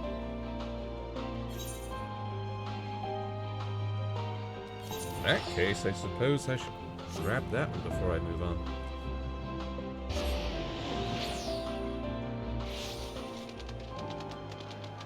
Seems like it should be near to that teleporter bit. 107.17 to the east. Sit up by this tower here.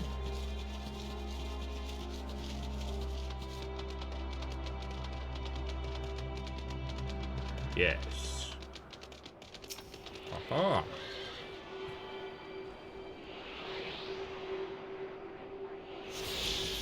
Wonderful. And the next. Right. To the south? Again? What? 800. And if that was 300, it's gotta be down on this island. That's weird. And that's the closest?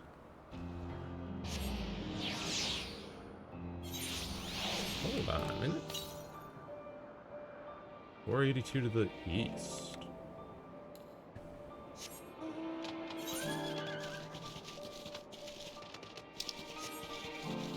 It's got to be at the very edge, if not on Philomethes Notos. Surprised that I missed one on this island.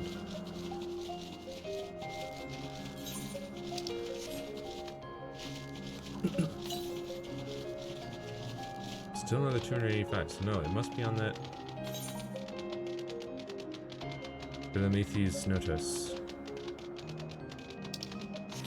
Surely it's not on the Neotophorian.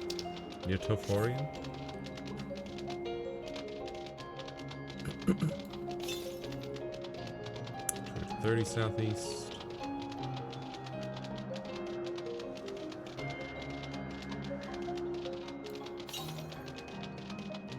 Yeah, 148 to the east. Should be getting close enough to see it pretty soon.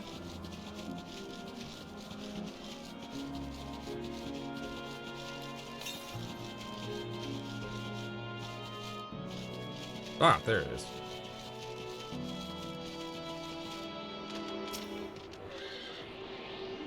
Yeah, wild that I missed this one as well.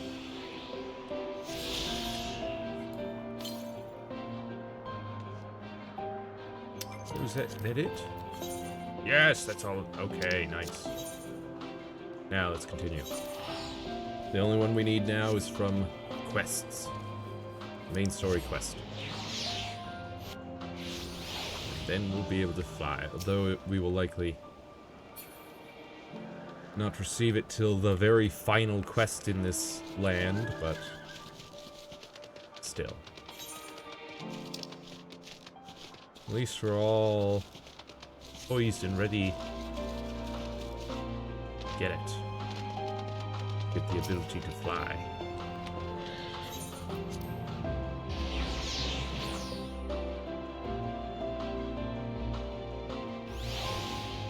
Berenius. Boreas in Berenius.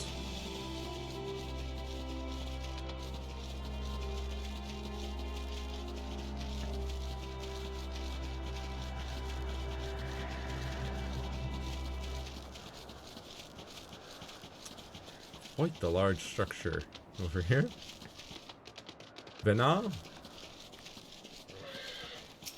Hello. I have arrived.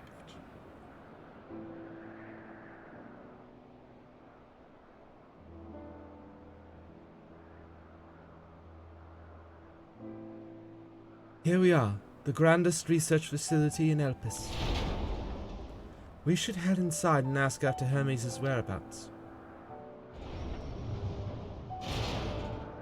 Hermes is at another facility, as we have just discovered.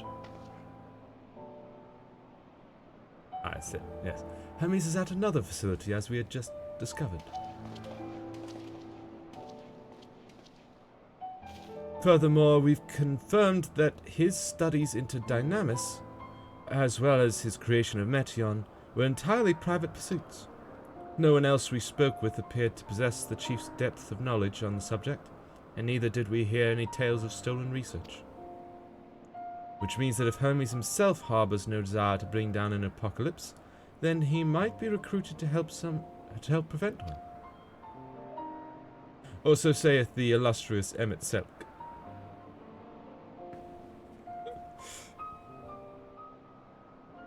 According to your story, the 14 divined the connection between the celestial currents and the final days, but were never able to pinpoint the root cause of the calamity. With our people's greatest minds, not to mention Hythlodaeus' sharp eyes, committed to the pursuit of a solution, such an outcome seems inconceivable. The only possible explanation is if the nature of the catalyst was so inexplicable that even we failed to perceive it. And what better fits that description than the invisible, intangible Dynamis? Which in turn leads us to our next question. Why did Hermes, in his role as Fandaniel, not recognize the subject of his own research? We must assume that he either knew and was unable to help, or that he was otherwise prevented from identifying the cause in the first place. At this juncture, all we can do is speculate. To be clear, the Convocation does not tolerate acts of deception or malice. We are practiced at perceiving truth, and would have known had Fandaniel lied to us. Hermes has no conscious wish for the world to end, of that I am certain.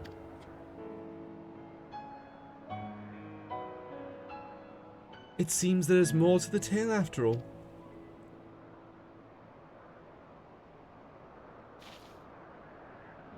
We concluded an investigation of our own, you see. And came to the exact same conclusions. Wild. How comforting. We seem to have reached the exact same conclusion. I see no reason to delay further.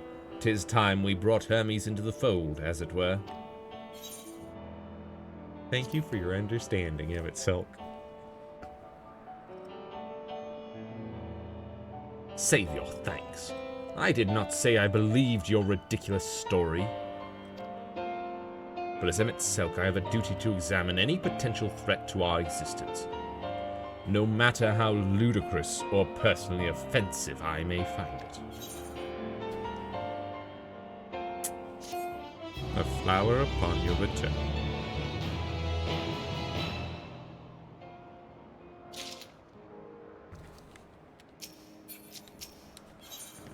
Alright, still level 87, that's good. Hythlodaeus is eager to find Hermes, as are we all. I think the time for leisurely exploration is past. If I might have a moment to adjust my vision? There he is, on the next isle over. Meteion is with him. Hermes appears to be in the midst of an observational study, but I suggest we hurry over before they venture elsewhere. Head straight down the path. We can teleport to Misops's Euros from the device at the bottom of the slope.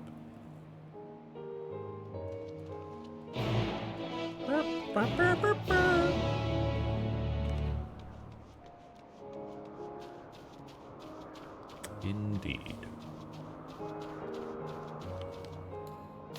Oops. There are no more ether currents.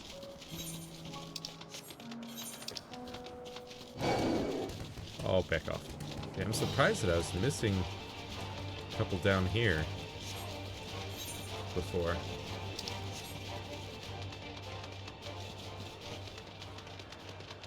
It was very surprising.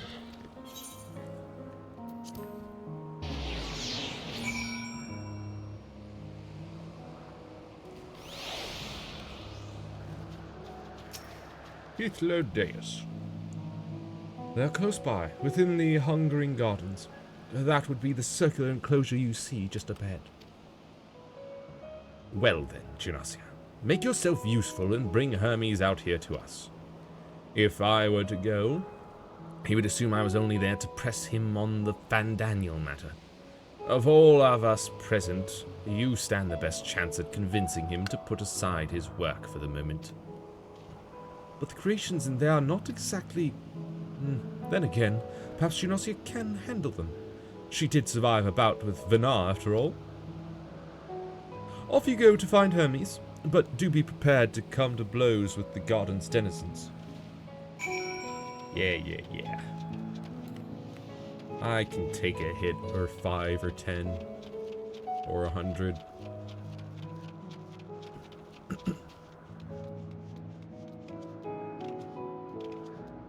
I'm a very powerful tank. Okay, hi. Yes, hello. Indeed, indubitably. More... riotous Morble, huh? You've got too many mouths, my dude. Too many mouths.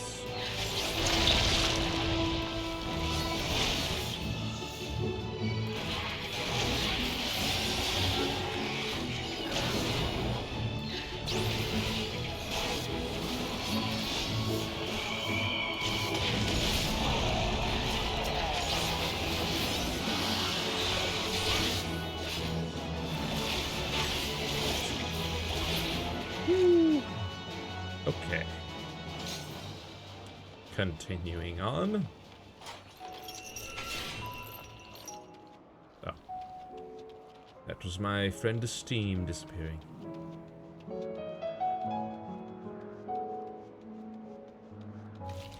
I was like, what's with the clattering of chains?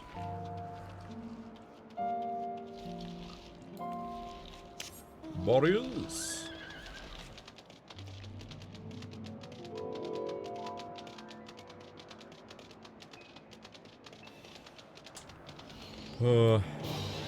Here we go again.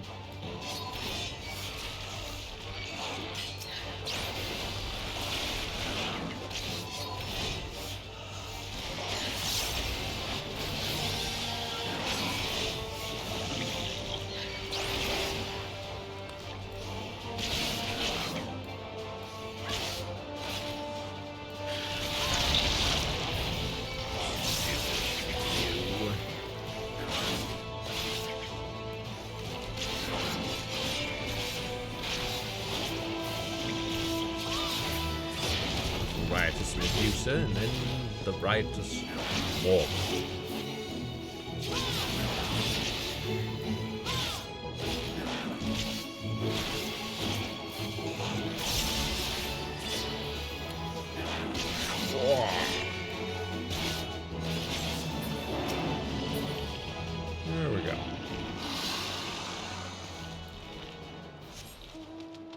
Now, where are you, Hermes?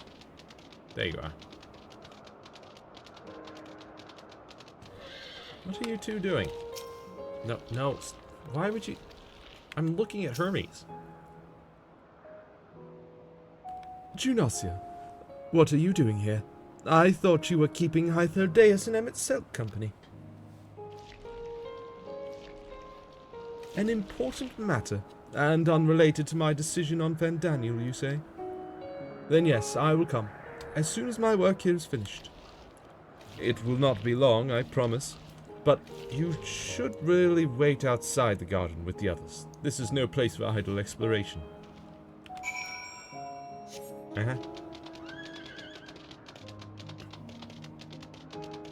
Very well. These mobile marquees are quite something.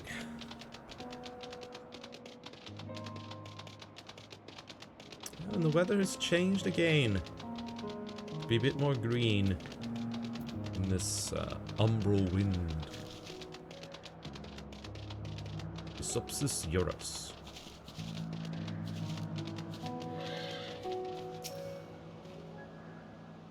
You spoke with Hermes, then?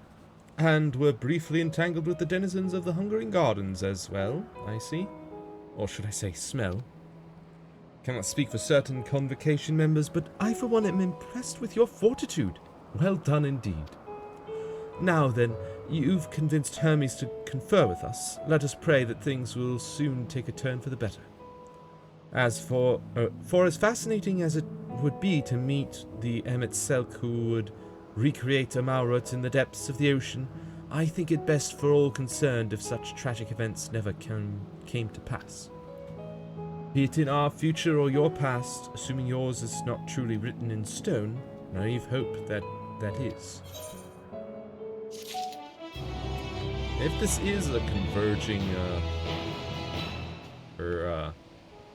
not converging, but a splitting timeline, then perhaps at least them being able to prevent the first final days, might help us to prevent, to learn how to prevent the second final days. Hermes said he would not be long, yes? Then we shall wait here until he emerges.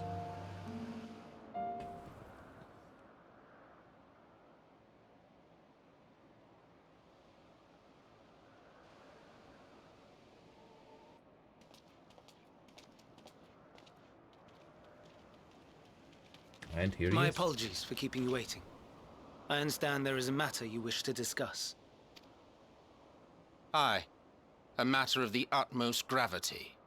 If one can suspend disbelief. Go on then. Tell him what you told us. Who you are and why you came. So I come from the future, and I'm here to prevent the Final Days. And the Final Days has something to do with this Dynamis thing. At least that's what was eventually figured out. And you're the expert on Dynamis. Soul expert, apparently. The phenomena observed during these star-encompassing calamities is likely the product of a Dynamis reaction. And none is more versed in the applications of this energy than you, Hermes. I must stress that we do not believe you would desire such destruction. We come not to lodge accusations, but to beg your wisdom. And so, distressing though the exercise may be, I ask that you share with us your opinion on the matter, on the assumption that our visitor's tale is true. Even you, Vana.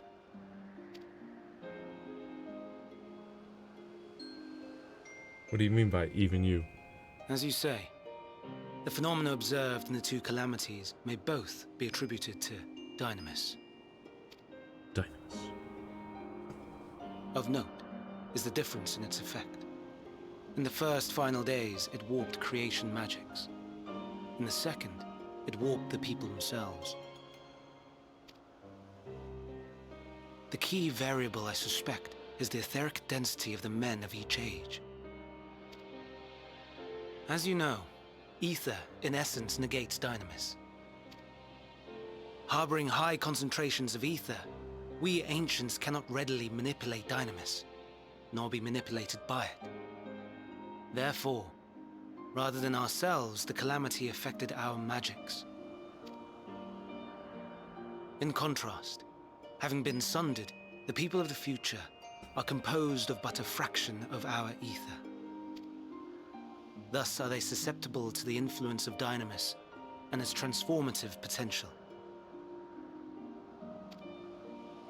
But that would explain only the mechanism, not the cause. Though perhaps... What is it? Even should it be a hypothesis, we would hear it. Dynamis is an energy put in motion by feelings. Feelings for which there must first exist a source. A source to which the victims must be attuned. One that harbors the selfsame negative emotions. Elsewise it could not be the agent of such extreme change. So it wasn't the stagnation of the celestial currents. Someone, or something, is instigating the star's demise. So, we've a villain on our hands after all. Any idea who or what it could be? The celestial currents comprise the outermost layer of the star's ether, encasing it like a protective sphere. According to your tale, it was where the currents were weakest that the phenomena first manifested. If the inciting factor came from without Aetheris, then its effects would first be seen in those locations.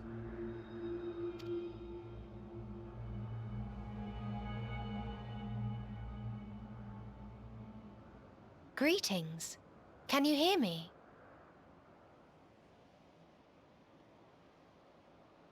Do not be alarmed. I mean you no harm. I wish only to hear your words, share your feelings, know your thoughts. May we please be friends? Meteion. What is it? Executing scheduled task, suspending individual self and connecting to shared consciousness. Connection established. Commencing status report.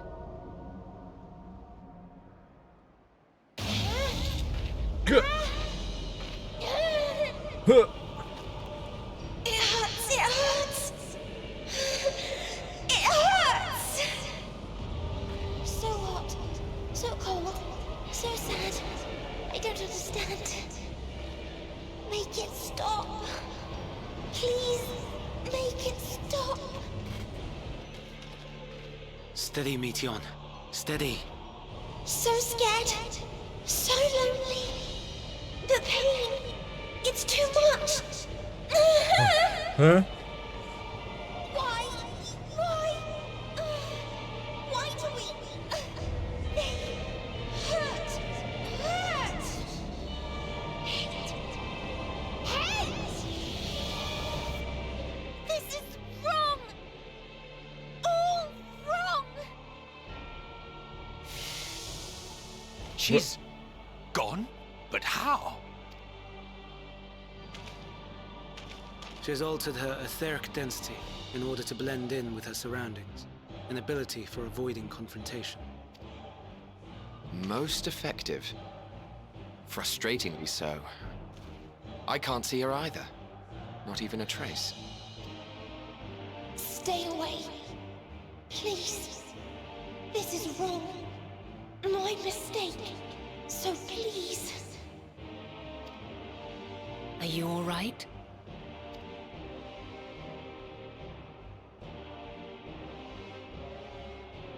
In your mind? No. We only heard her speak the instant before she vanished. I heard Of course. everything. When communicating without words, Meteion also employs dynamis.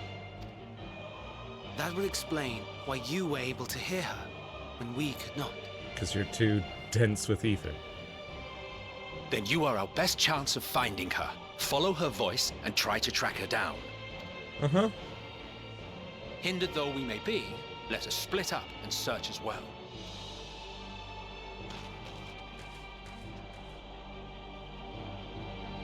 Yeah. Ooh. I assume... Quest accepted! Happy music! I assume that those screams of pain were coming from the other Mutea.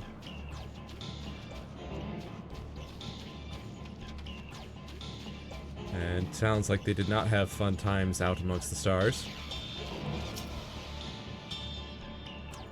But also, that first initial message, was that from some alien creature? You calm your mind, your senses questing for any hint of Metion's presence.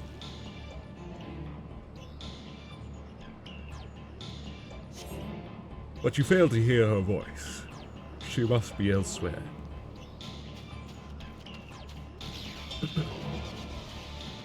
Hello, Vana. Oh, perhaps over here. On the mind, senses, questing for any sign of Metion. It seeps into my mind. Our voices reporting. No, no, Hermes mustn't hear them. I have to run, to hide. Metion's anguished voice grows distant as the source seems to flee down the slope. Down the slope, huh?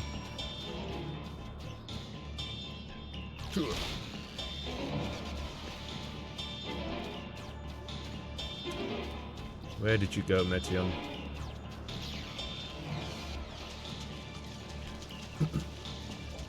Suspicious disturbance.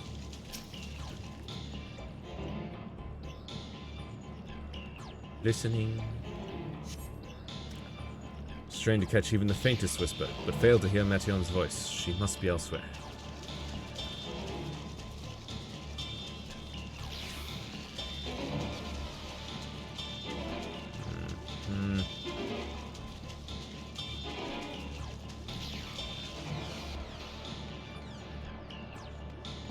Aha. There's another location, another disturbance.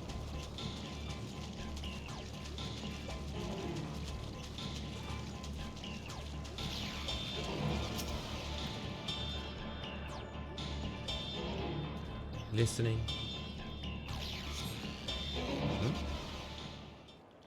Cutscene.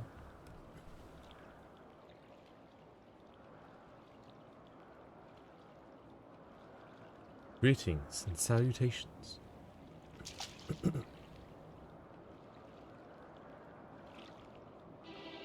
Commencing report. Oh no. We can't tell them that. We must run. Run far away. Metion, you have to give us the report. I know it's probably bad times. Please, don't follow me. No, you need to give your report. Metion's anguished voice fades as you sense her climbing to the top of the ridge. Gosh dang it, Metion. Just because it's bad news doesn't mean you shouldn't report it. It means you should report it. So that we can know about it. We need to know these things.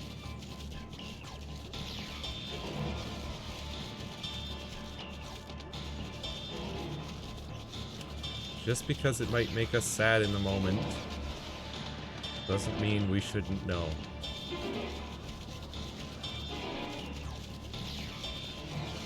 Doesn't mean we shouldn't be told. Come on. Psh. Psh. Ridiculous.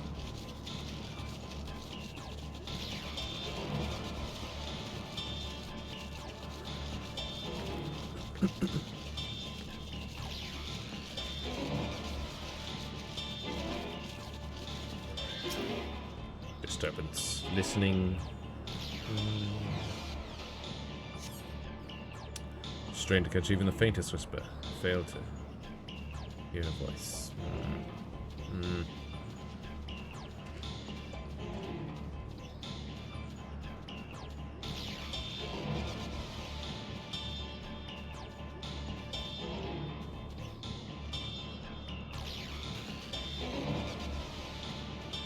There's him itself. Another disturbance.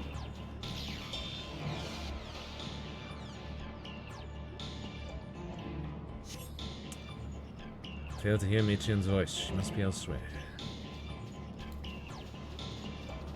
Ah. Over here?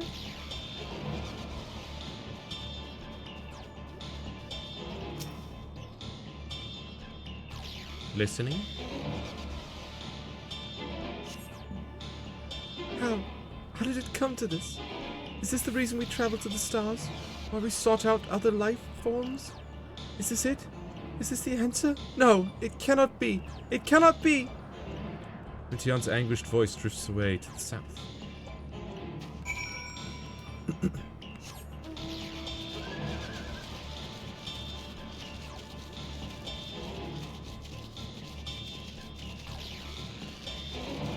Come on, Mition.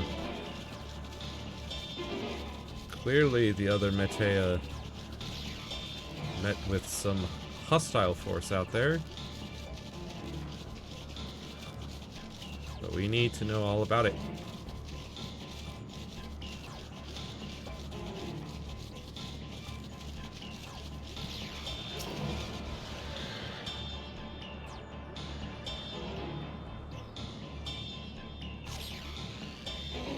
She must be elsewhere.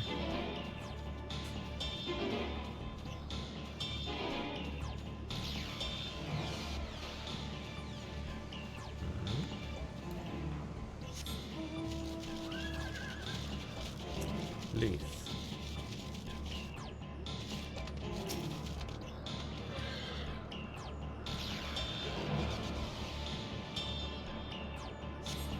Ah. Another cutscene.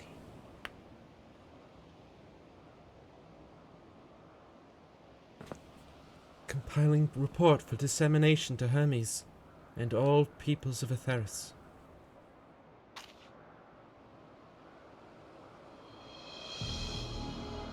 Processing expedition data. Preparing profiles on intelligent civilizations. Formulating answers to the question. Finalizing report. No, Geonosia, you mustn't listen. Yes, I must listen. Gosh dang it, Metea. Ah! Metean. It's wrong. It's all wrong. Mition's anguished voice flees toward the lake. Gosh dang. Any sign of Metea? Of Mition? Panicked and confused, which will make it all the more difficult to predict her movements. Hermes, what do you make of this situation? The Metea are linked to a single mind, a shared consciousness which connects them across any distance. I suspect something has happened which disrupted its usual harmony. How might we access this shared consciousness of theirs? Much as you would approach any sentient being directly. In the Metea case, that means speaking to any incarnation within physical reach. So unless we can track down Metion, we just lost. The Metean we just lost. We have no means to communicate with them. No way of knowing what befell her sisters. No way to provide directions or guidance. Then we had best set our musings aside and concentrate on how we might find her. Yeah, she went towards the lake. Let's go.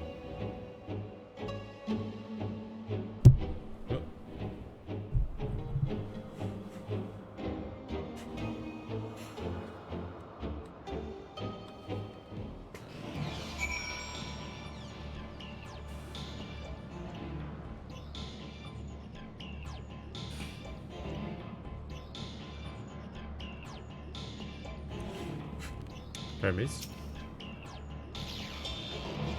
Oh my dear Meteion, what did you witness out there that frightened you so? Why do you seek to keep it from us? How terrible could it possibly be?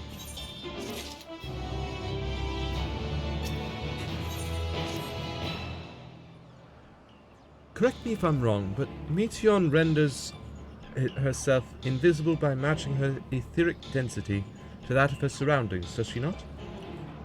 If so, could we not then disrupt her concealment with a surfeit of ether? How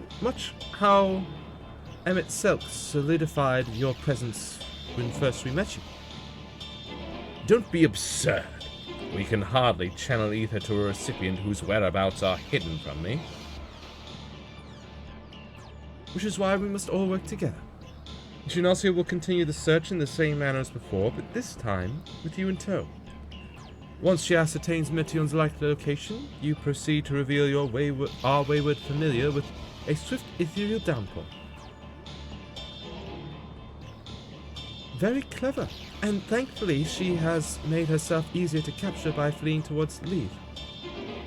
Assuming she is made visible, it should prove no great feat to herd her into a corner.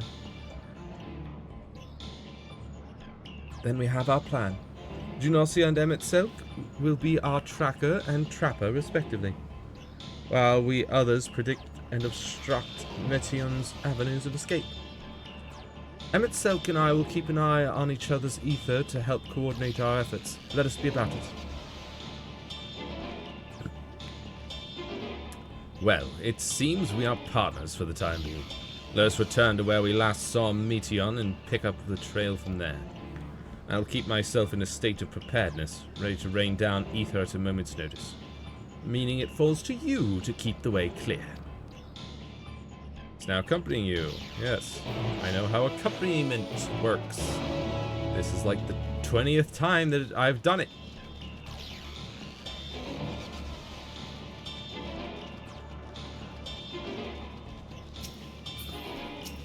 Stop it.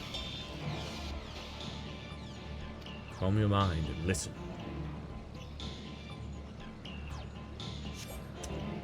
But you fail to hear her voice. Nothing this way? We try another route then.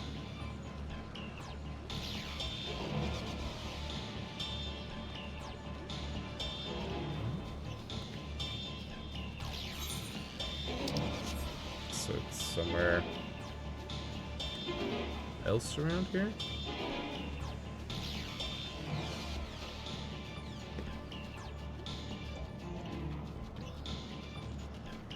Ah.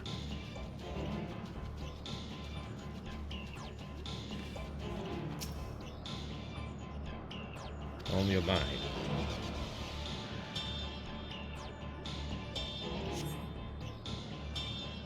Why can't I fly? Are my functions being restricted? Hide, yes. I'll just have to hide then. Where no one can find me. Meteion's anguished voice heads towards the water's edge. She went into the lake. As if this wasn't tiresome enough. At least that open expanse should make her easier to find. We won't lose her this time.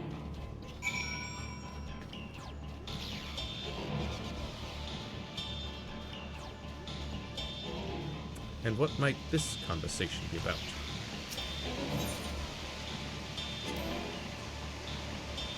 We should be able to reach the bottom of this drop by climbing down the rocks at the water's edge. Do not even think of dragging me over the falls. Final days or no, if I end up drenched from head to toe, I swear I will feed you to a remora. Okay, and it's so. You don't need to fight. Be gone with ye.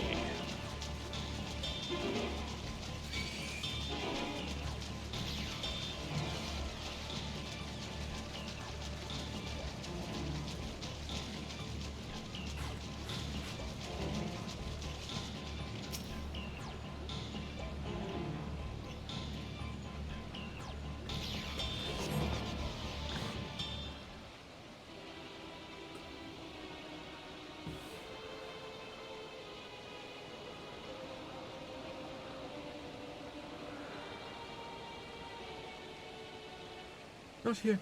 Not here, please.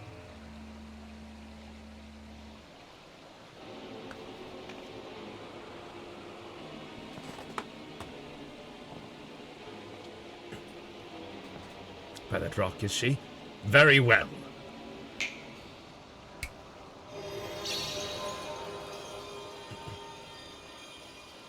What? Why can't I hide?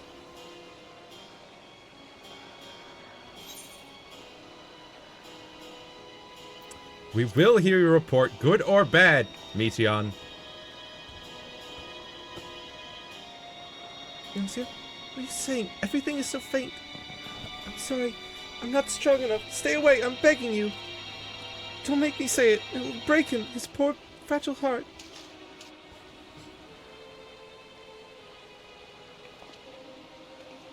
Now we have a chance. Once the others are in position, the two of us can herd her into their midst.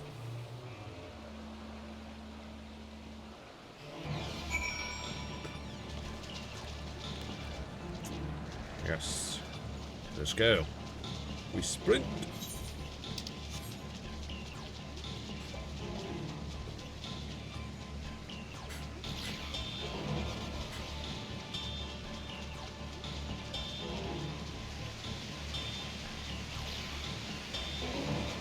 Looks like we'll need to get up there.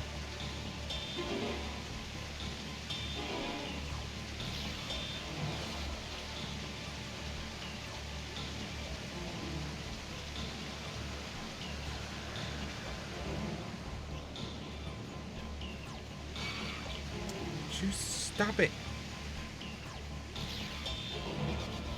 I'm busy.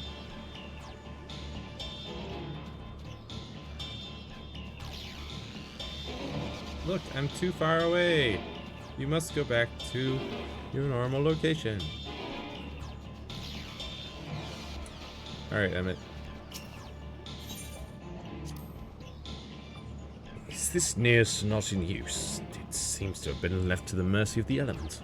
Either way, it bears no trace of Meteion's essence. We move on. Yeah.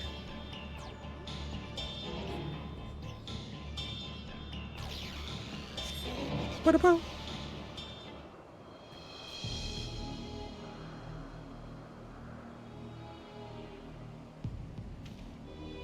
There, I see her.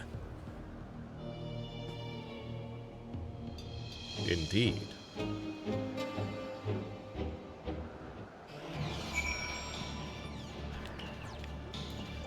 Sprint.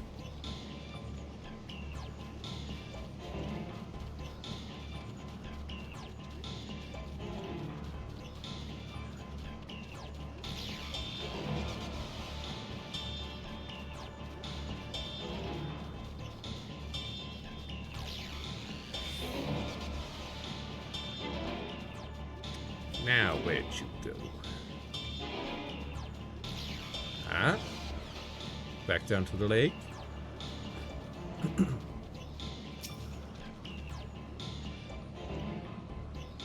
Surveying.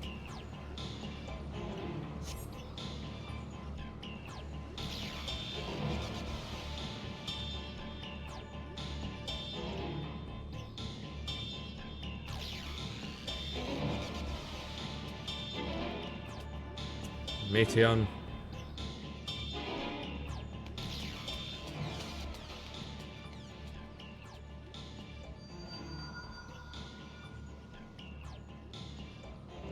Aha! What? Give chase. We shall herd her into the shelter. Okay. The gazebo? That has no walls?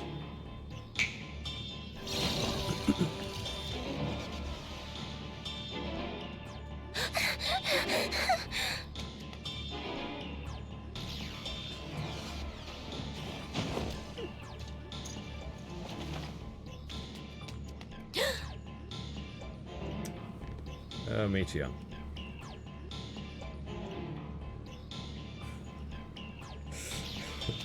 Now, girl.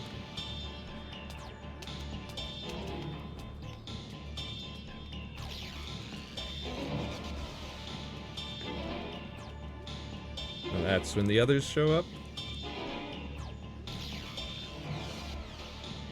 Hello days. Banaa and Hermes. Please, Meteion. We must speak.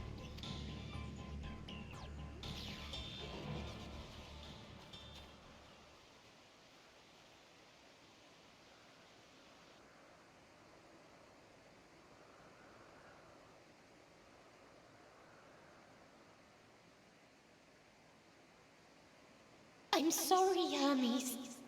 I'm so sorry. If someone can hear these words, then please... please protect them. Protect them all. Protect who all? From what? Huh? Individual self-suspended. Connection with shared consciousness stable. Our survey is complete. We shall now report our findings.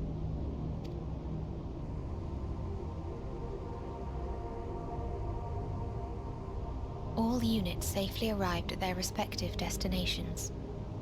Seeking answers to Hermes' question, we attempted to make contact with the intelligent denizens of each star. Results are as follows, in order of numerical code. Enna. Traces of civilization found. Structures believed to have served as domiciles. No extant life forms detected. Dio. Ruined remnants of buildings scattered across star, surface of which is encased in ice. Presence of life could not be verified. Tria. Evidence of large population centers, akin to cities recovered. No extant life forms found, only their lingering essence. Tessera. Edifices surmised to be abandoned residences found. No extant life forms detected. Deadly plague or extreme environmental degradation likely to have led to mass extinction. They are all... dead. Octo. Star found in state of violent conflict. Contact successfully made with inhabitants, but deployment of weapons of mass destruction resulted in total annihilation of local population shortly thereafter. Inea. Star is a barren desert. No identifiable flora found. Bones of living beings resembling men discovered beneath sands, but determination regarding their intelligence inconclusive. Remind me, Hermes, what exactly was the question you entrusted to Meteion? I tasked her with asking what others live for. What gives their lives meaning. Did you consider what may happen if the premise of the question is flawed? To be able to answer it, one must be living and desire to continue doing so. But if Meteion finds no living beings in the course of her journey, or none who desire to live, what then? What answers would she derive from their silence?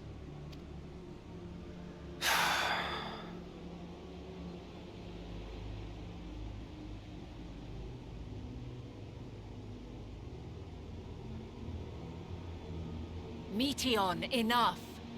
Suspend your mission and return hither at once. Decapente. Local civilization once flourished under auspices of higher power. Said power later laid waste to civilization in fit of rage. How are there like 6 or 7 different planets with intelligent life forms, whole civilizations that were all wiped out by one thing or another? That seems like surely you would have come across 1 or 2 that were fine and peaceful. Upon revealing this to me, entity elected to self-terminate in lieu of providing answer to question.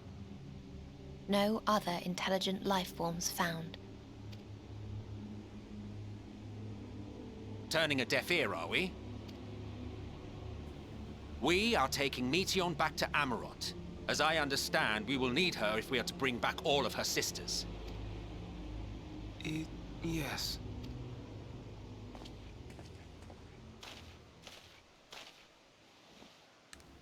Meteion.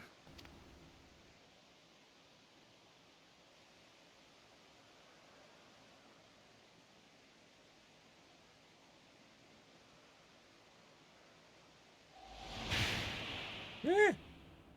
It isn't right, is it? It isn't right to turn away from the answer. Even if the answer is pain. Even if we aberrations must scream ourselves hoarse to be heard.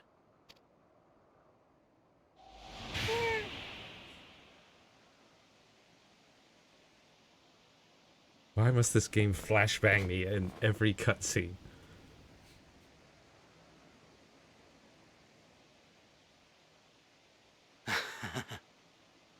Aye. Whatever answers we find, I will not dismiss them out of hand. These words I said to you,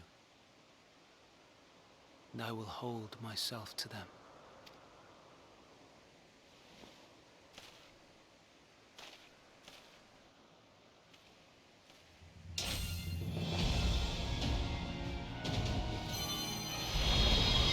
What are you doing?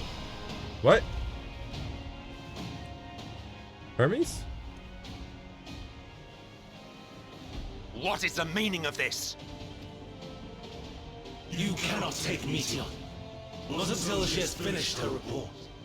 Okay, that's fine. All else must wait. What? There's no need to fight!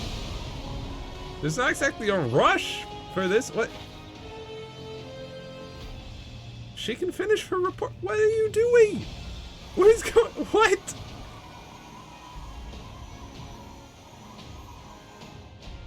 You fool!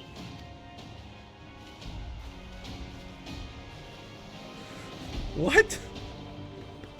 What? Why? We could easily stand here and wait for report to finish. You don't need to transform and whisk her away. What? Huh? Why, Hermes? Why could you not leave well enough alone? These answers assuage the pain you feel when a creation is returned to ether. Had you never cast your accursed question to the distant stars, you may have one day learned to be at peace upon this one. So close to 88. Good, we still got at least one more level 87 quest. Hermes has headed to Ktisis.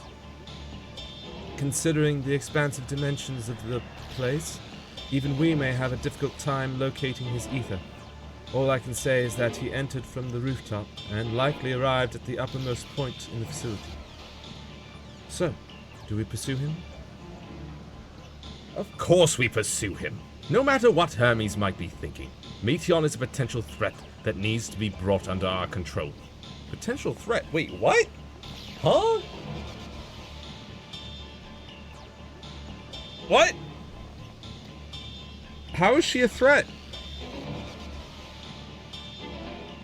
The Convocation's duty to safeguard this star takes precedence over any personal stake in the matter.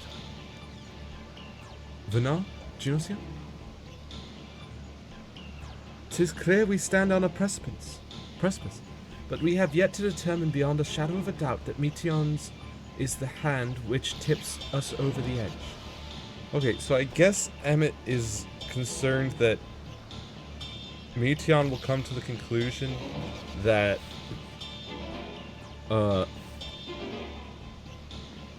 all intelligent life should die, or desires death or something, and then start like causing the final days somehow.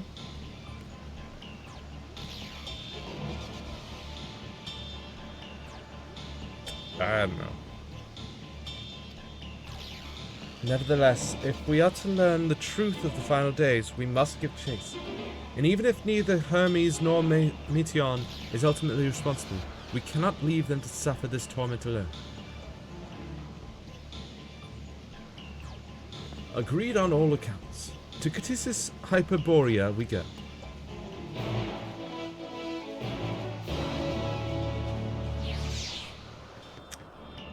Wild times here.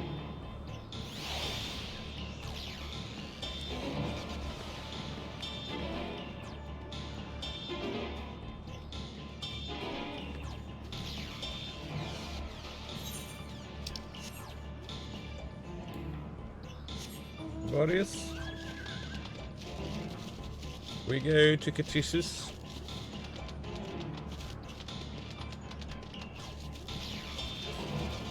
Man, Dark Knight's getting real close to max level. Enough?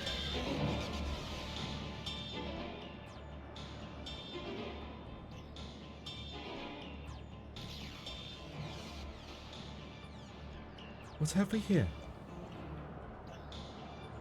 Excuse me, has something happened inside Catissus? Mistress Venar, I'm so glad you're here. No one knows what prompted it, but the alarm was sounded and Catissus put into a state of alert. Procedure dictated that we evacuate immediately, and we have yet to investigate further. This is Hermes' doing, obviously. And what does this state of alert entail exactly? A field of dampening magic is draped over the entire facility, usually in response to escaped entities and the like. Catissus scholars and observers are unaffected, but everything and everyone else is weakened to a fraction of their usual capabilities. Then consider us forewarned. We do, however, have urgent business with Chief Hermes and must enter the premises regardless.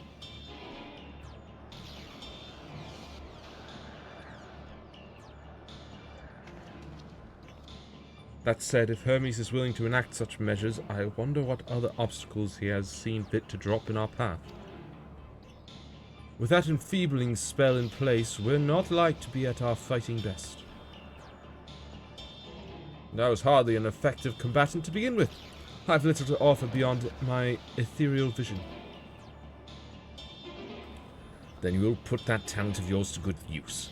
You were fairly skilled at spotting weaknesses, if I recall.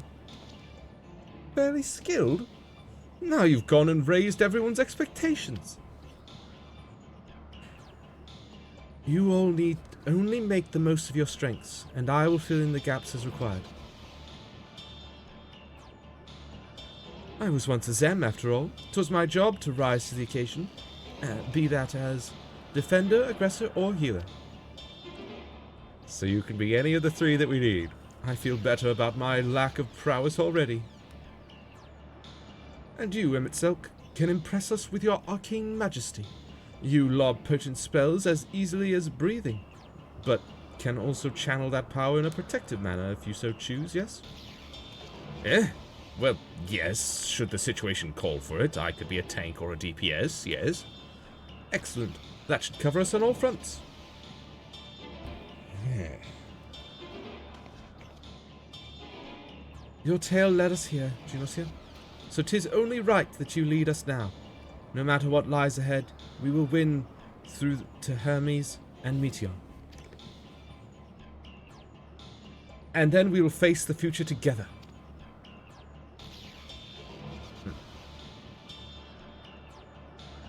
Hermes, Meteion.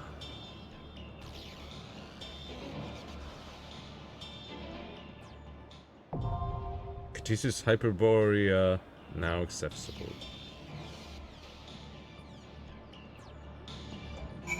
With this group. Well, here we go. Look at them. Soul Seer. Okay, so you're a bard. Then we got the third seat, Black Mage, and White Mage, all-rounder Venar.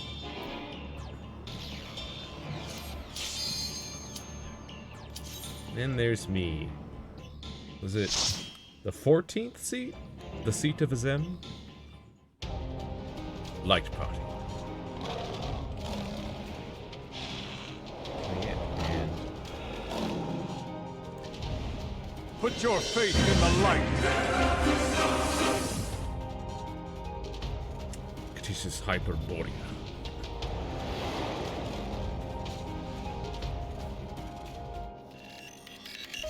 There we go. It's time.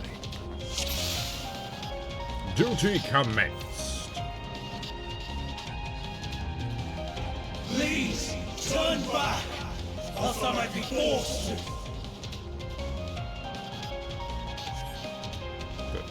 Guide? But whether your creation is a beneficial existence to the star, want to know more? For at Caduceus Hyperborea, our mission is to determine the answer.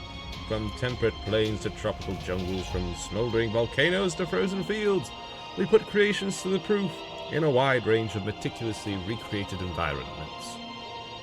Will your creation be able to survive in the wider world, or will it threaten the survival of other species? The answers to such questions and more our highly trained staff will uncover. Yeah. Sure seems like these guys are all a danger to us.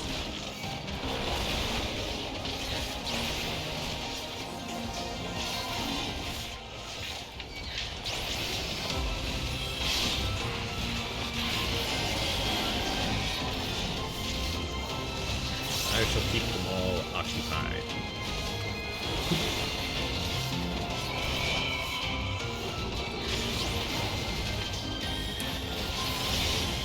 So long as Vana heals me.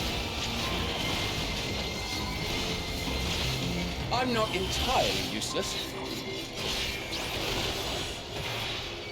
Indeed.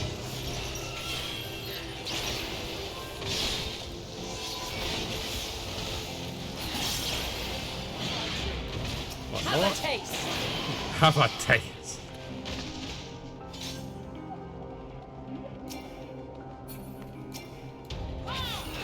Ew.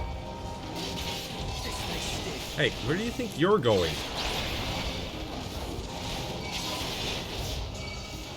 Have a taste. What are you doing? Come on. I have the enmity. I know I do.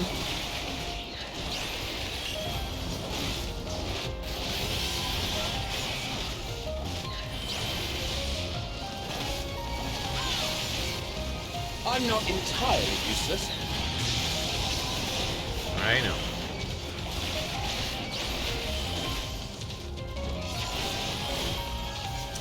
Sure wish any of you would actually use AoE abilities though. That would be really nice. So we can kill these guys faster instead of trying to take them down one at a time. Ridiculous.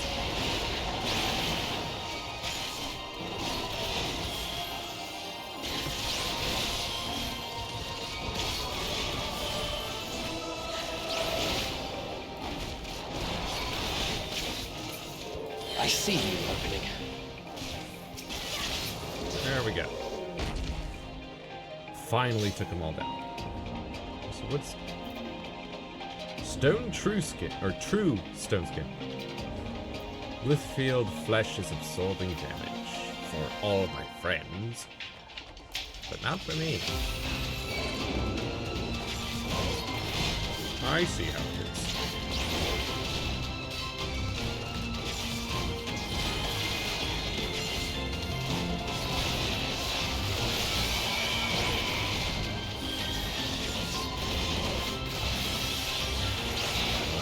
Defend myself.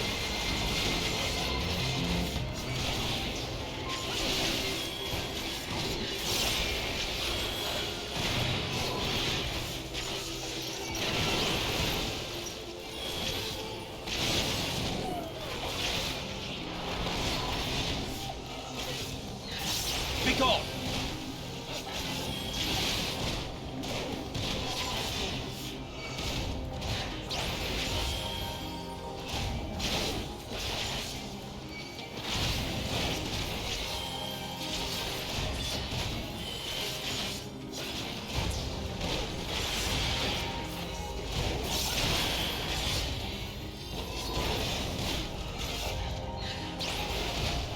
fights sure do take a while.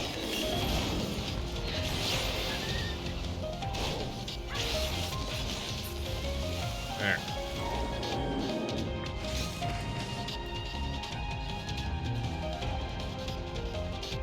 What? Hi. Shields.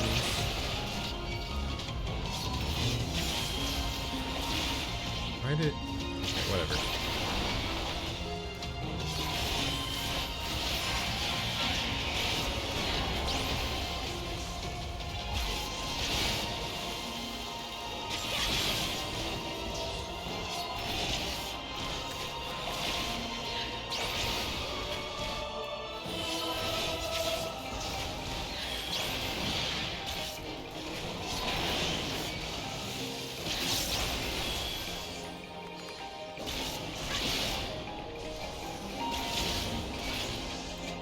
Uh-oh.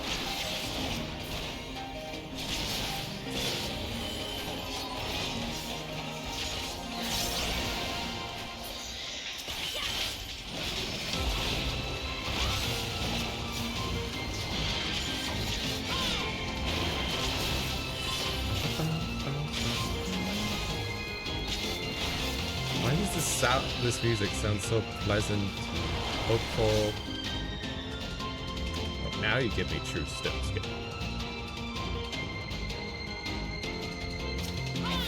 Lisa.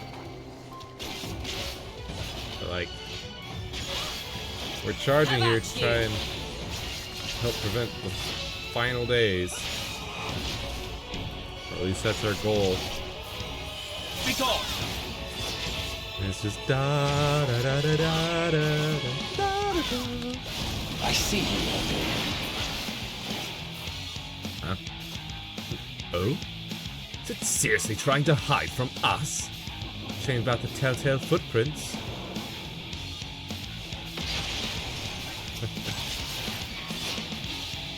Indeed. No, don't leave. Out of my way! Out of my way.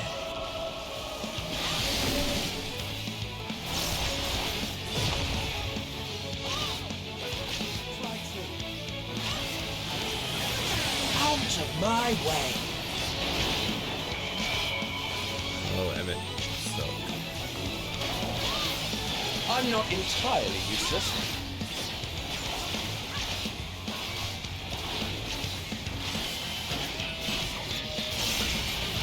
That's you.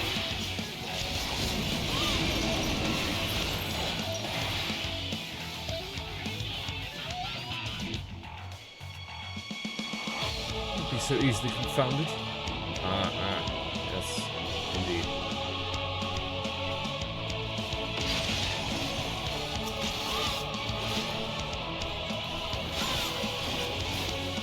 Out of my way!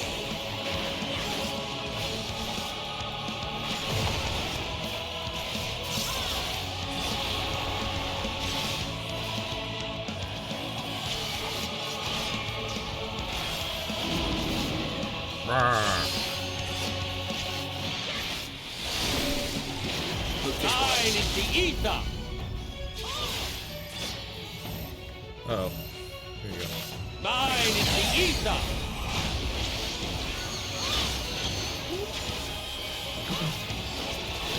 Mine is the ether.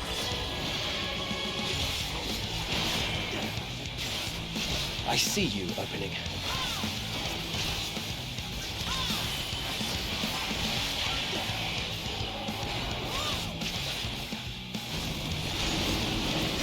Oops, wrong, but, well. Here.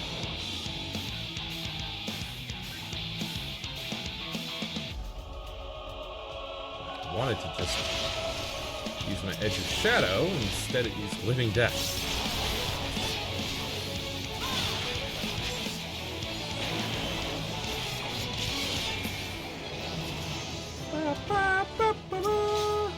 Enhanced Living Shadow. Kitsuyo's mask. What?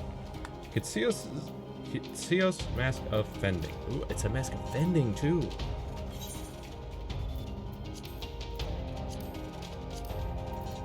Dude. Looking like the Witch King of Angmar over here.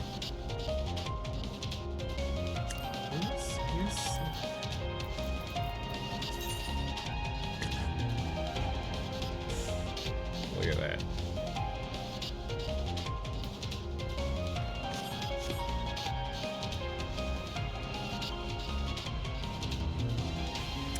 Tis very good. Helmet.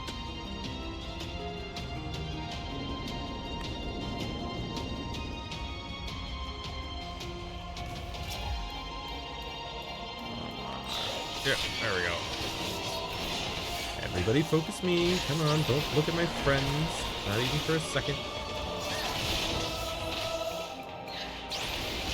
Stupid little snake guys.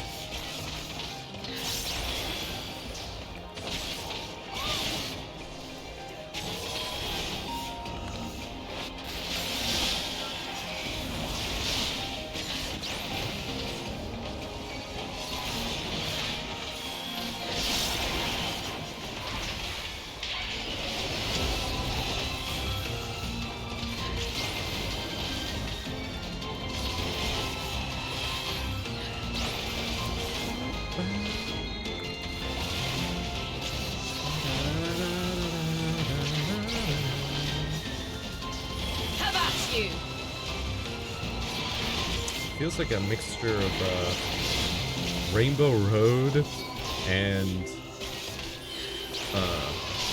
Pokemon Coliseum.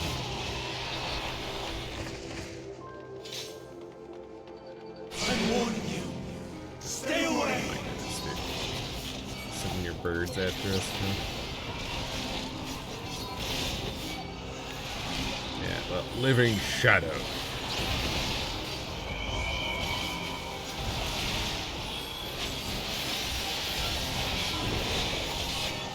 Be gone!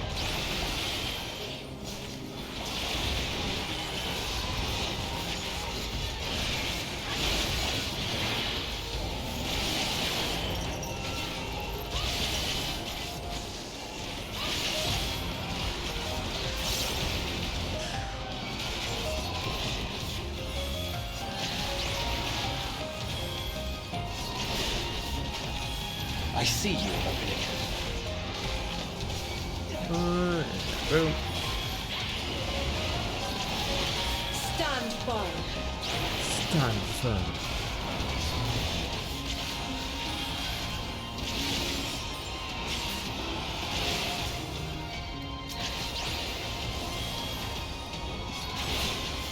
Have a taste. And there we go. Moving onwards. Oop.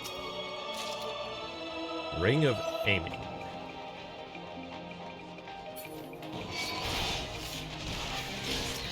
Stop that. I see you opening. You keep running straight for my healer when I'm right here.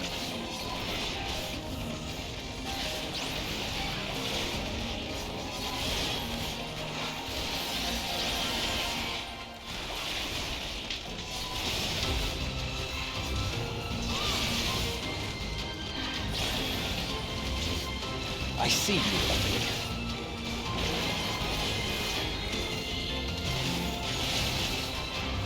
Bunch of Quietuses going.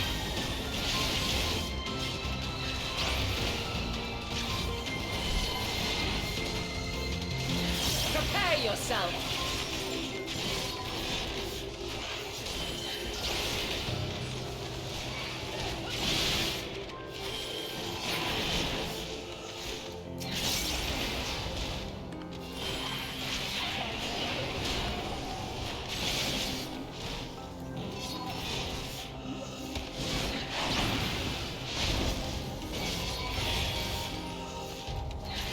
Down to just 2.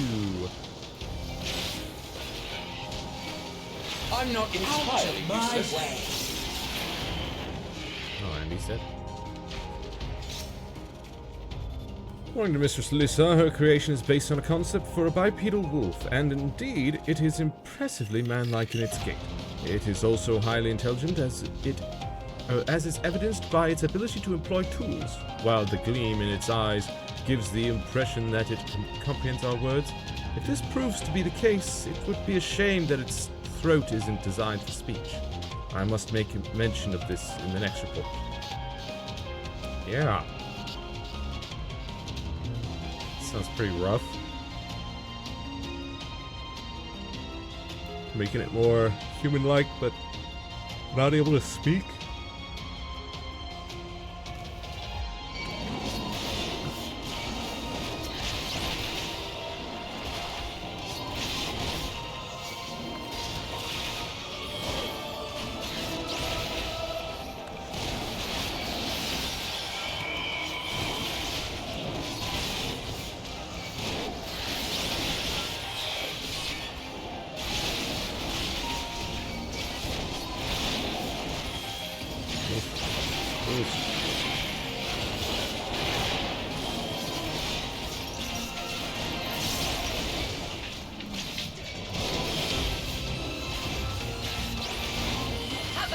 Why does it seem like Esteem doesn't last as long now?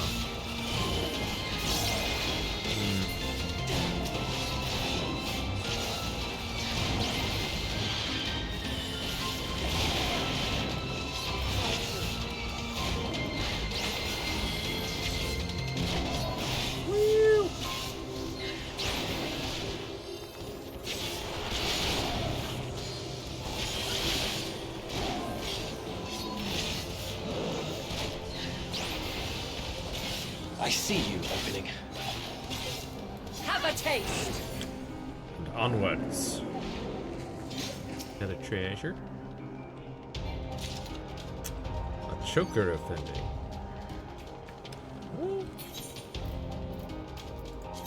Since it's fending, I'll take a look.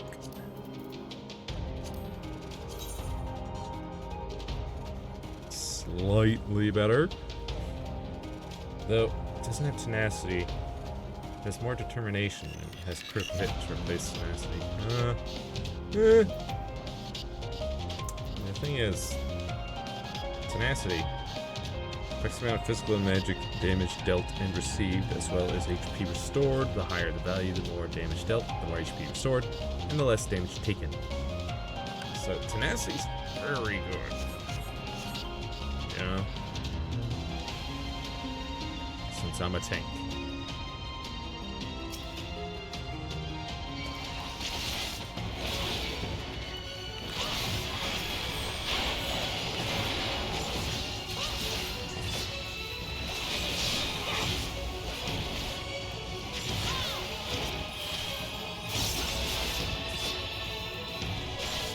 Latin Lord.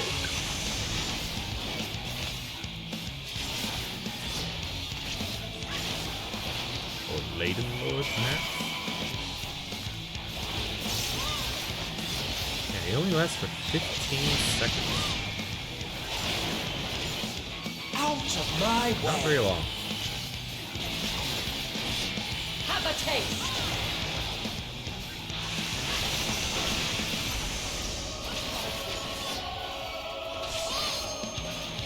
Why am I bold? Hope this works.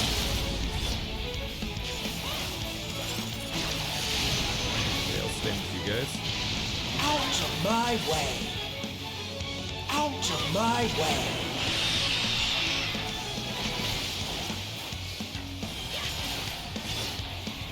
This is the fireballs. Okay.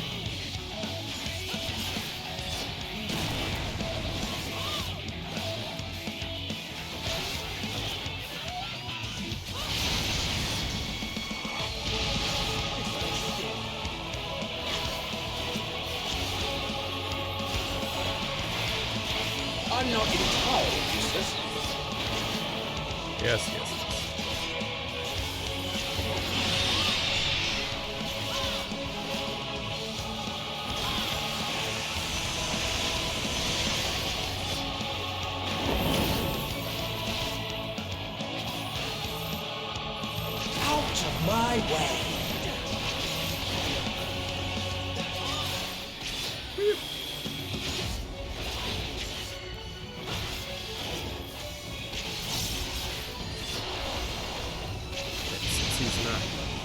See? This. Okay. Back to it.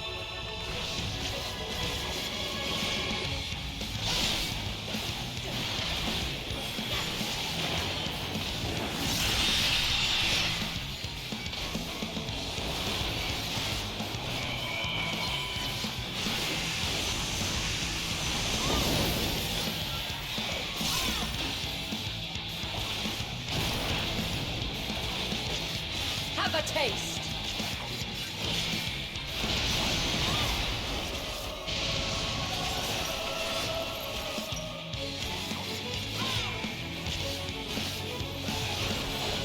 Out of my way. And down he goes. Gloves of healing. At the experimental artifice.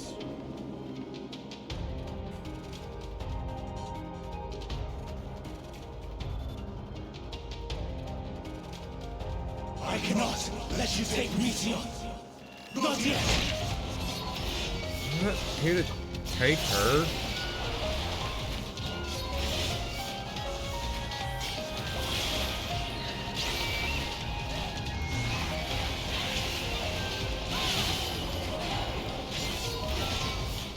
Calm down.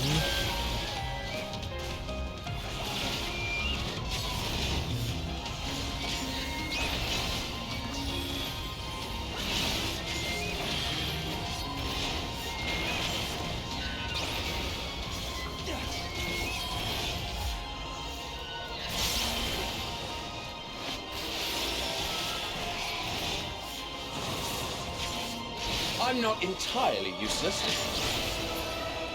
Indeed.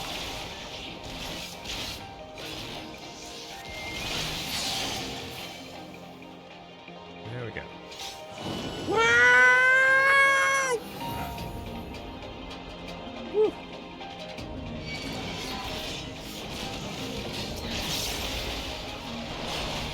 Everyone focus on me.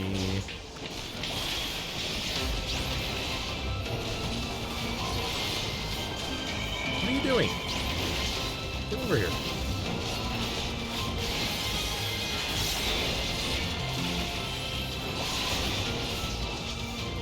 Have a taste.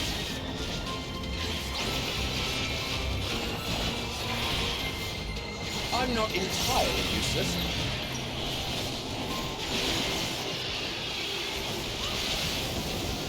Have a taste. So many AoEs going on. Come on.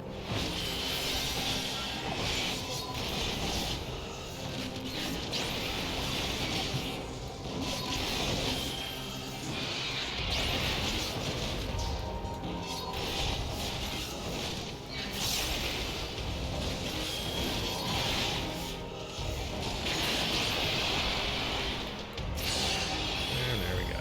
Treasure. Bracelet defending. Tell me. Is that also... No, it's tenacity. Okay, take a look.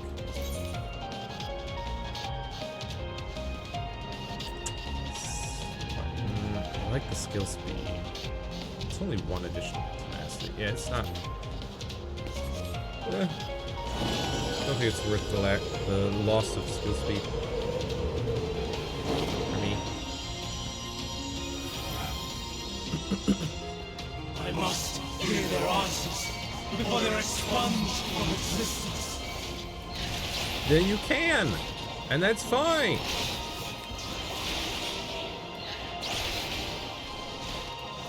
I have no qualms about that.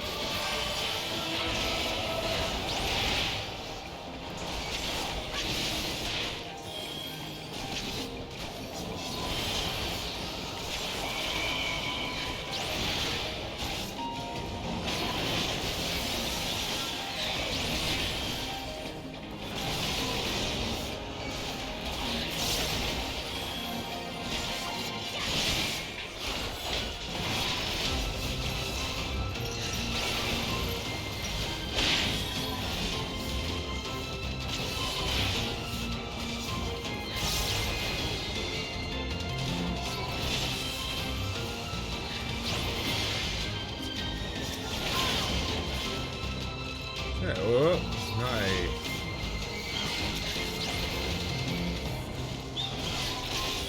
Speak off! Speak off.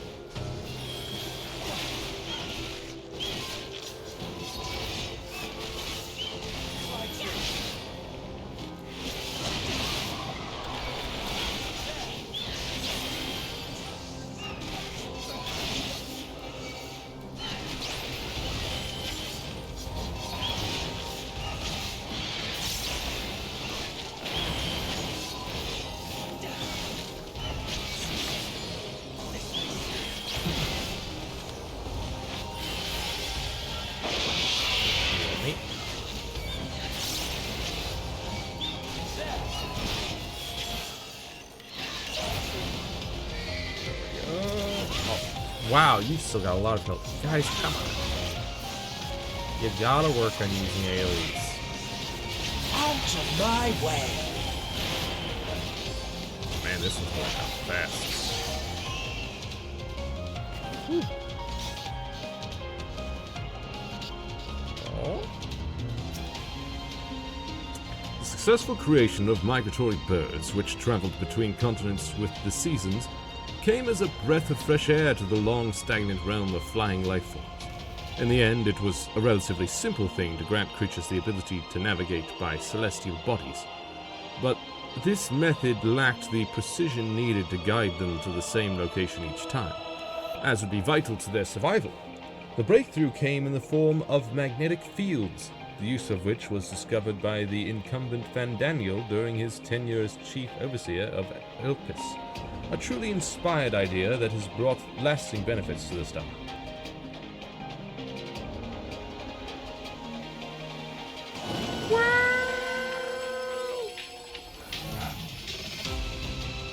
Hermes.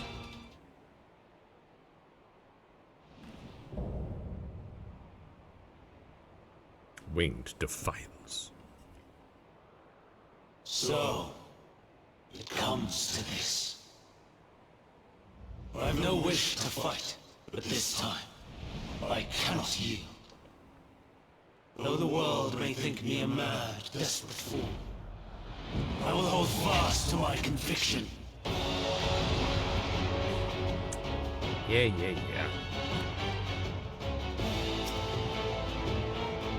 Come along, everyone. I will have the time and tranquility I require.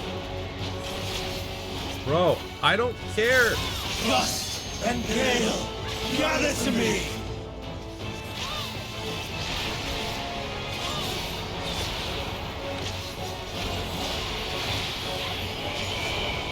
Heat shift brand, unleash your power.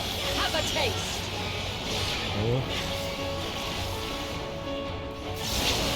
Oh. Okay, I see. Dancing winds, pierce my foe. I'm going back. I'm not dead. Thank you, Vana. Stars on high, fall as rain.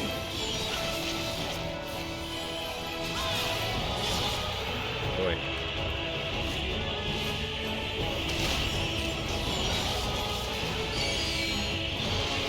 Oh, you gotta go this way.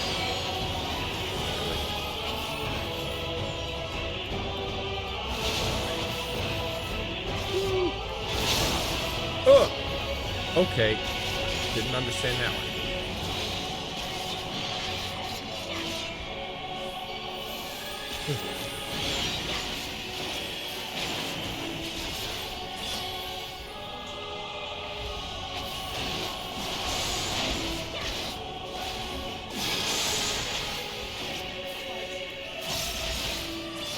Need my health back.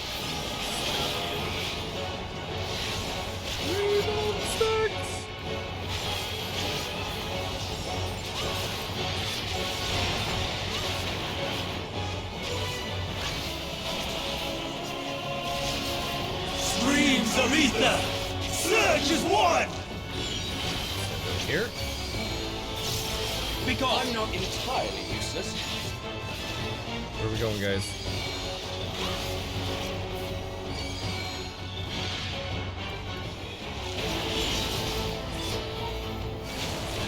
Oh.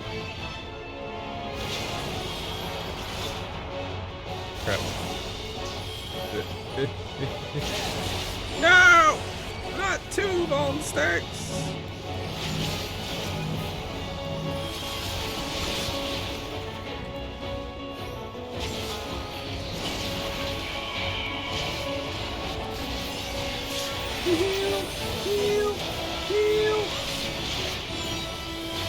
Dancing winds, pierce my foe!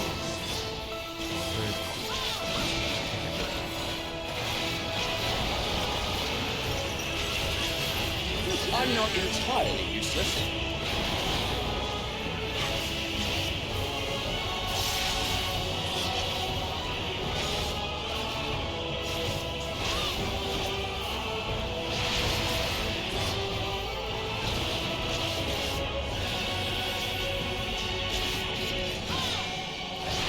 The bone stacks are almost up.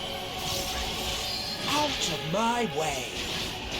By my Stars on high! All is rain! No thanks.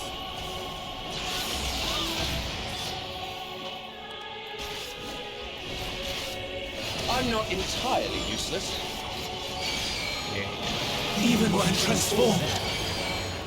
But I am not finished yet.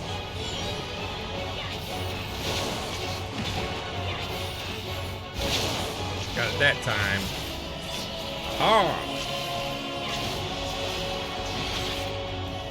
Won't get me the same trick. Prepare yourself. Now, it's rude to interrupt. Haha. It's rude to interrupt as we just interrupt his AoE by beating him up. No! My power! Yeah. Hermes, just calm down.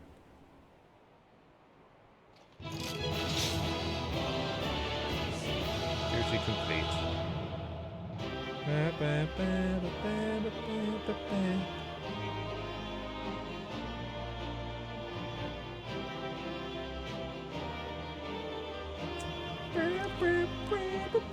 Dude, I'm almost level 89 already. A revolver and coat of aiming. Said so much. We should take a look at this. Machinist, of course. Looks pretty good. And that coat of aiming. Bro. Those are wizard's robes! Why? Come on! Why are they of aiming? Those are clearly wizard's robes. They should be for magical range DPS, not physical range DPS. What's an archer or a dancer gonna do wearing this? No. Come on now. Come on now.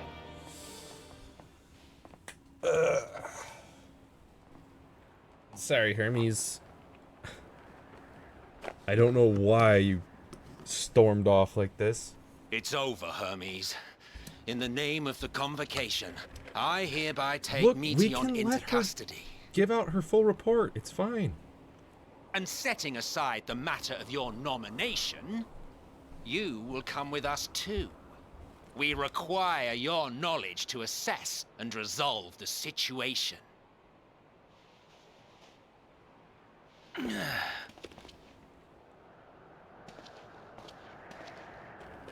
Meteion, I am so sorry. Would that I could have listened to your report in full. Why can't you? Reflected upon its meaning and conveyed it to others. That they might reconsider their chosen course. But I have failed. And that wish will never be realized. However,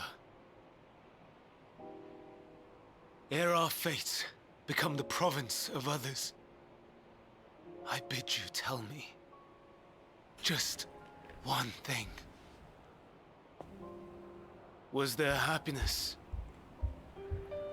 in those distant stars?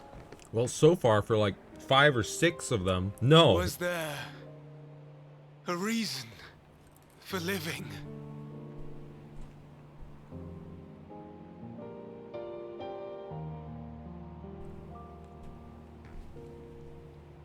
We conducted our search as per your instructions. We scoured historical records, communed with the spirits of the deceased, heard the final testaments of the dying, welcomed their shadowed hearts into our own. One race had striven to create a world bereft of animosity. They renounced relationships to avoid interpersonal strife, and in so doing brought about societal collapse. One race had renounced war and devoted itself to the enrichment of its people. They were conquered. Though they destroyed the enemy in reprisal, they could not regain their former glory. One race had concluded that finite time was the root of all woes. Aspiring to shatter its shackles, they went in search of infinity. They discovered nothing is infinite, and that neither time or death can be cheated. Disillusioned, they gave up on the future and themselves. One race had discarded all things that gave rise to sorrow, hoping to have only joy. They found joy lost its savor in the absence of sorrow, and lost their will to live. Bro, what? Though worlds apart, How? these peoples shared a belief. The belief that they had tried their best. That they had tried to fulfill their potential with every step and success. In the course of which, they learned the truth. What? That they would never be free of fear and sorrow, anger and despair, of loneliness, so long as they yet lived. Bro, what? Even now their souls cry out for oblivion. And to this song of anguish, I lend my voice. We lend our voice.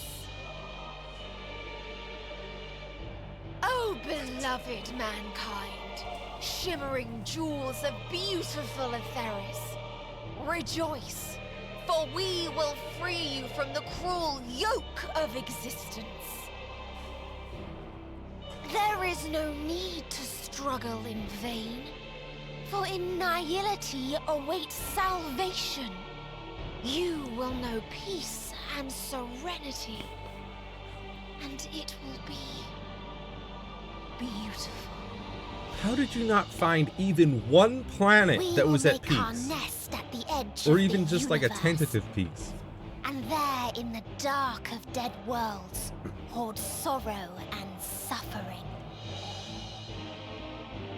There we will sing, our chorus ever louder and ever clearer, that our song may reach even this ether-shrouded star. Such is the answer we have found in the stars. Such is the gift we now offer to Atheris.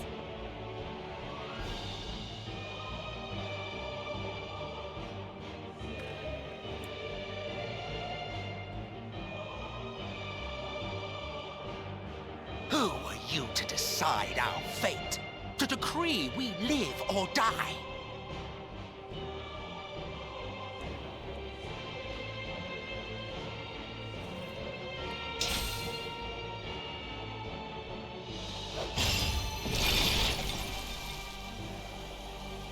Have you lost your mind? You heard what she said. She means to destroy us all, yet you'd still take her side? In the name of the star, we have discarded those creations that we deemed flawed.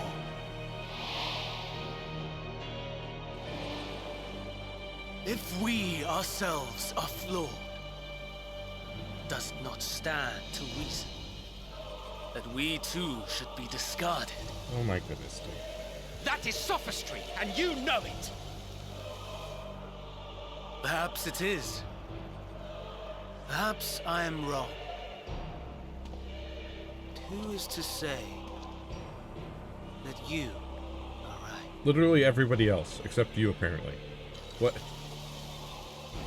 Let us settle this with a determination. In my authority as Chief Overseer of Elpis, I will make a judgment on man's fitness to exist. What? If he can learn to value all life and retain his will to live, even should his end be justified, he will surely find a way to avert his demise. What? If not, he will perish from the start. As with all determinations, provisions must be made to ensure fairness. Kairos! Awaken! What? Memory reconfiguration system Kairos activated. Awaiting instruction. Command. Universal memory alteration. Target area. Catesis Hyperborea. Excuse me? Starting point. Arrival of Emmett Selk of the Convocation at Propylion. Endpoint.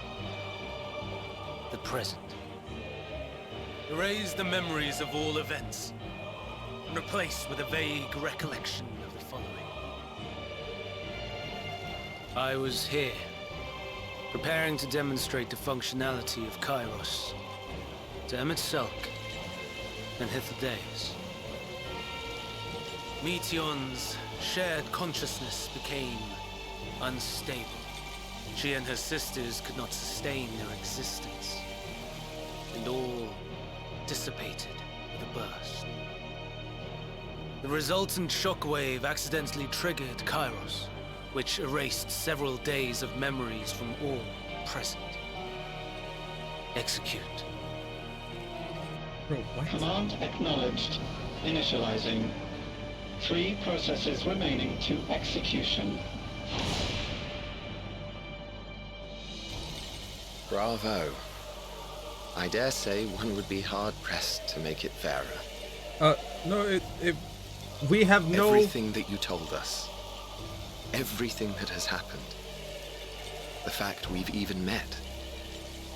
It will all be gone. Uh-huh. But no one knows about... Go, Meteion. Meteion.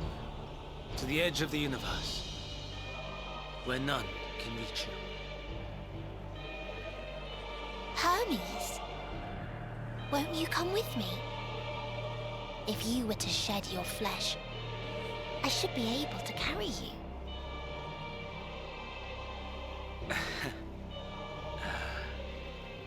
I will remain. As a man, I will oppose the oblivion you bring. Silly fool. Had you said yes, I would have granted you the gentlest end.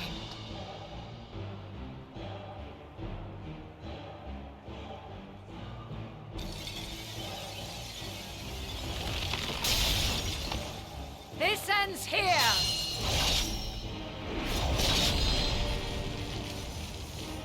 Fly, Meteion! Bruh. That is far enough, Hermes! Argos, to me!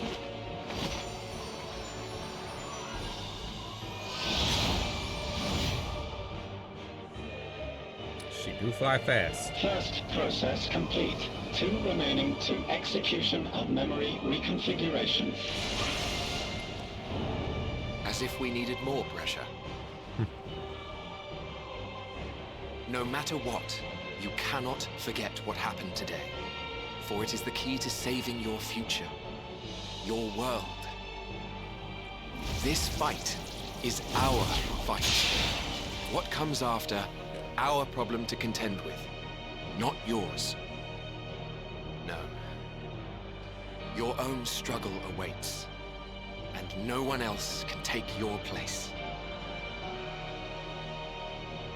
You Also- must flee this place with your memories intact. I will see that you do. Also, I, the player, Now still then, have my memories, so... Where is it? There you are, my little confluence.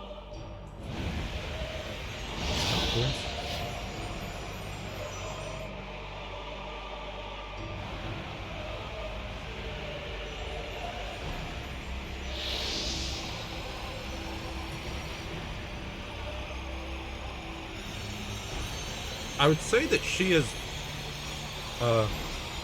flown beyond the reaches of the memory wipe. You know?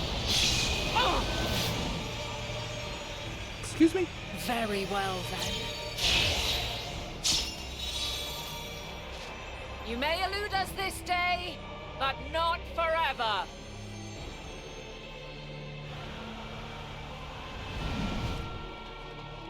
Did you place some kind of tracker spell? Meteon's gotten away. Second process complete. 1 remaining to execution. Ugh. No time for brooding. Listen well. Beyond lies a spatial confluence that connects the interior sections of this building. I will destroy the confluence and force open a way outside. When I do, you must jump through. Or I could cast teleport to Limsa Lominsa, and I'd be out of reach. I cannot tell you how sorry I am. Are you, though? But neither can I let you escape. Are you? So then you're not sorry. You're not sorry at all.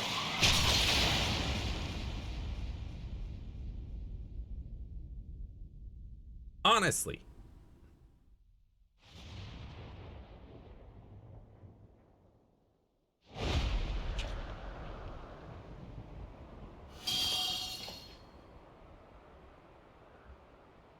Too brave by half.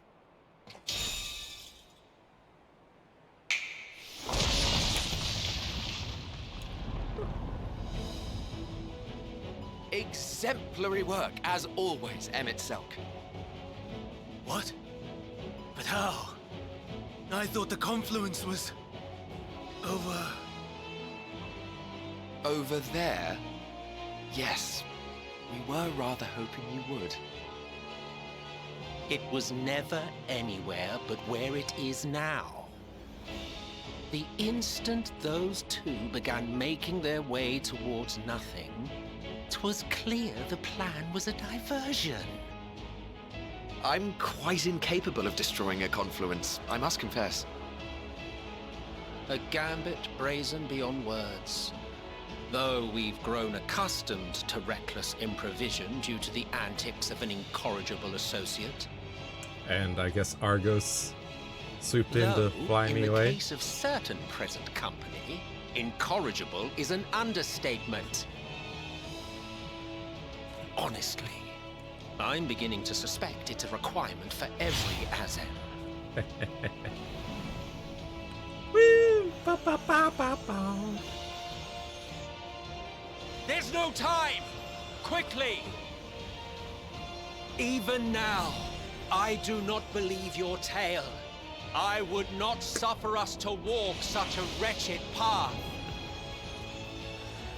Still, if it must be said, do not squander it. the legacy I leave you.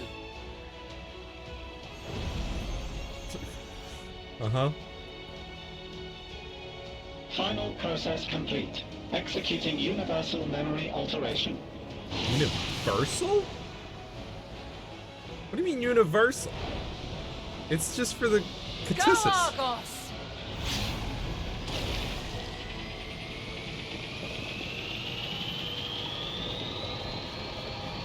It's literally just the Catissus.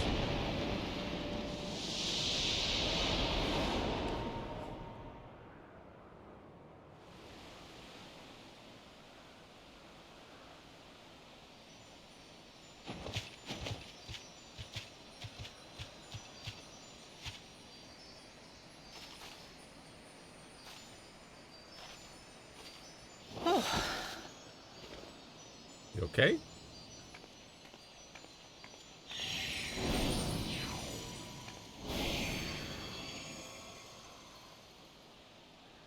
I'm fine. Just a little tired. Uh-huh. Can it be true? Are we the only ones left who see beauty in the world? In life? It cannot. How could they possibly fly across the stars and come across like a dozen planets that all had intelligent life that all got wiped out due to war and famine and disease and whatever else? It can't be possible. It cannot be possible that you could fly across the stars and find nothing but civilizations that died out. Not a single one that's still there and in at least a decently peaceful existence. Like, Are come the on. stars above no more than husks of fallen civilizations? Impossible.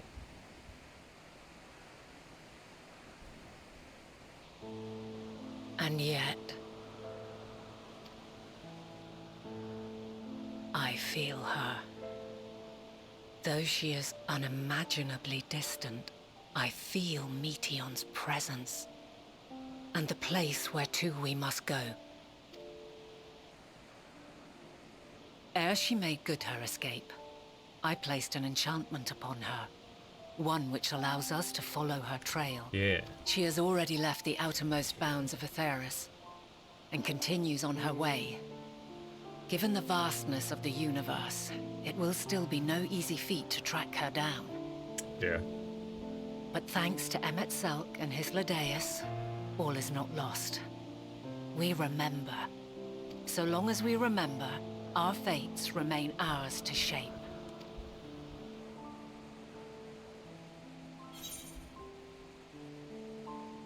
Yeah, so what now? Do I go back to my time? Or do I still help you to try and track Meteion? Did this actually happen in the past? Let us begin by ascertaining In my the past? situation at Catissus Hyperborea, where the others should still be. Like, is there a timeline split where this happens?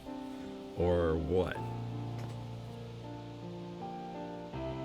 Because if there isn't a timeline split, and this did in fact happen in my universe's past, then that means that Hydaelyn should still be able to track Meteion. If not, then we know that Meteion's out there, we don't know where she is. Given the likely state of their memories, however, it would be imprudent for us to approach them directly. In which case...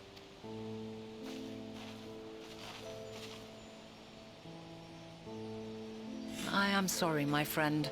I've asked much of you this day. But may I trouble you one last time?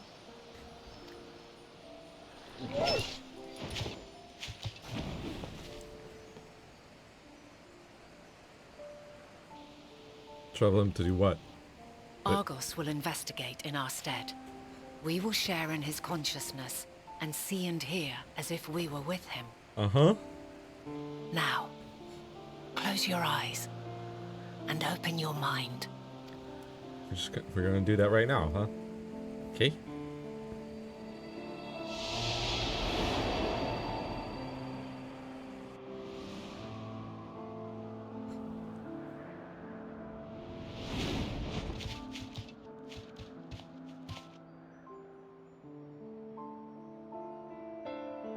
Thank goodness you are unharmed.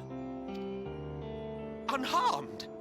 There is a gaping hole in my memories. I can scarcely remember arriving here in Elpis. Forgive me. I was preparing to demonstrate the functionality of Kairos to our guests. But Meteion, her shared consciousness became unstable. And she... So, that's what prompted the state of alert. And when you went to investigate, you were caught in Kairos's accidental operation. Mm-hmm. So it would seem. It's all a blur to me.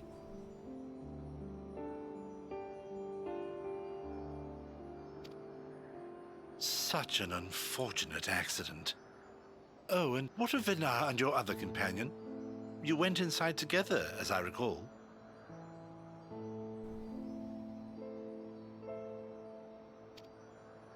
We did?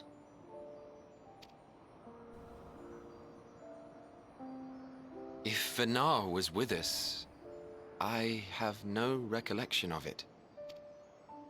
But that there is her familiar, is it not? The fellow seems happy enough, so I think it's safe to assume his mistress is well. I haven't the slightest notion who this other companion might be, however. Ah, well, that individual struck me as a bit different, for want of a better word. Perhaps it wasn't actually a person, but some manner of creation. Curious. I must ask Venar about it when next we meet. Yes, you do that. Now, if we may tend to Hermes, whatever this Meteion did, it seems he bore the brunt of it. Once you are fit to travel, you will return with us to Amarot. We need to make certain there are no other ill effects. Also, I am here on business of the 14. We've already had the conversation, like as not, but since your toy wiped my memory, we'll have to have it again. Yes, of course. As you see fit. This Kairos, it manipulates memories through the emission of etheric waves, correct? There is a theory which holds that memories scoured by blasts of ether are restored when the soul is cleansed in the underworld.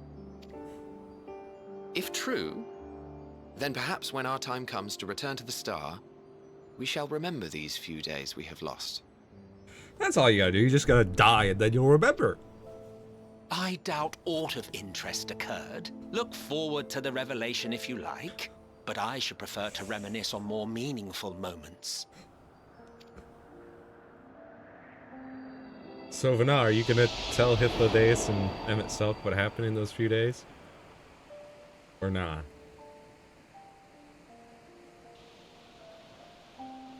Let us rest. If only for a while. Obviously, we can't trust Hermes with that information. After all, you and I... Oh, we still have a long, long way to go.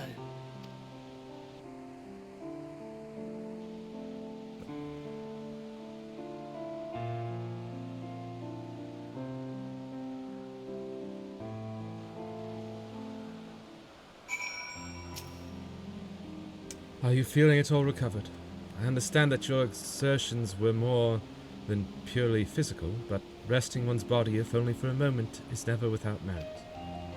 As for Hermes, I think it unlikely he will create more Interleucus.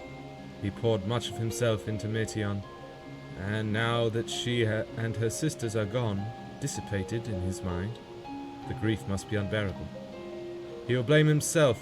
He will believe that had he never acknowledged his dissatisfaction with the world, then the Meteion would have never been born to suffer and die. The offer to join the 14 will be a welcome distraction, and one day hence he will face the advent of the final days in the role of Fandaniel. Yeah. We now enter Catissus Hyperborea with a party of NPC avatar. Yeah. Attunement complete. Woo. Oh. Well. That will have to do it for today. Oh boy. Wild stuff. Apparently Meteon's out there trying to destroy all life on this star. And we're gonna have to deal with that in the future present. Whew. But I will wrap things up for today.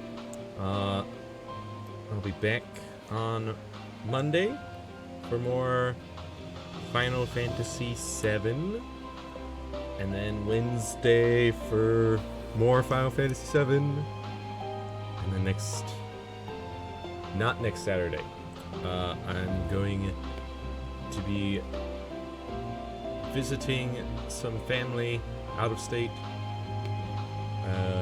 for a cousin's graduation celebration. So she's graduating from college. So I will not be here. I will not be able to stream next Saturday. But we shall continue on all the same, and I will finish out the map. Doesn't look... Yeah, there's just like one block left on this map. Explore that, and then I don't know, I'll probably continue training my squadron in Limsa Lominsa off stream. But yeah. Dude. I love this. There we go. I love it. Looks great. Now it's an extra decoration for the background of my camera here.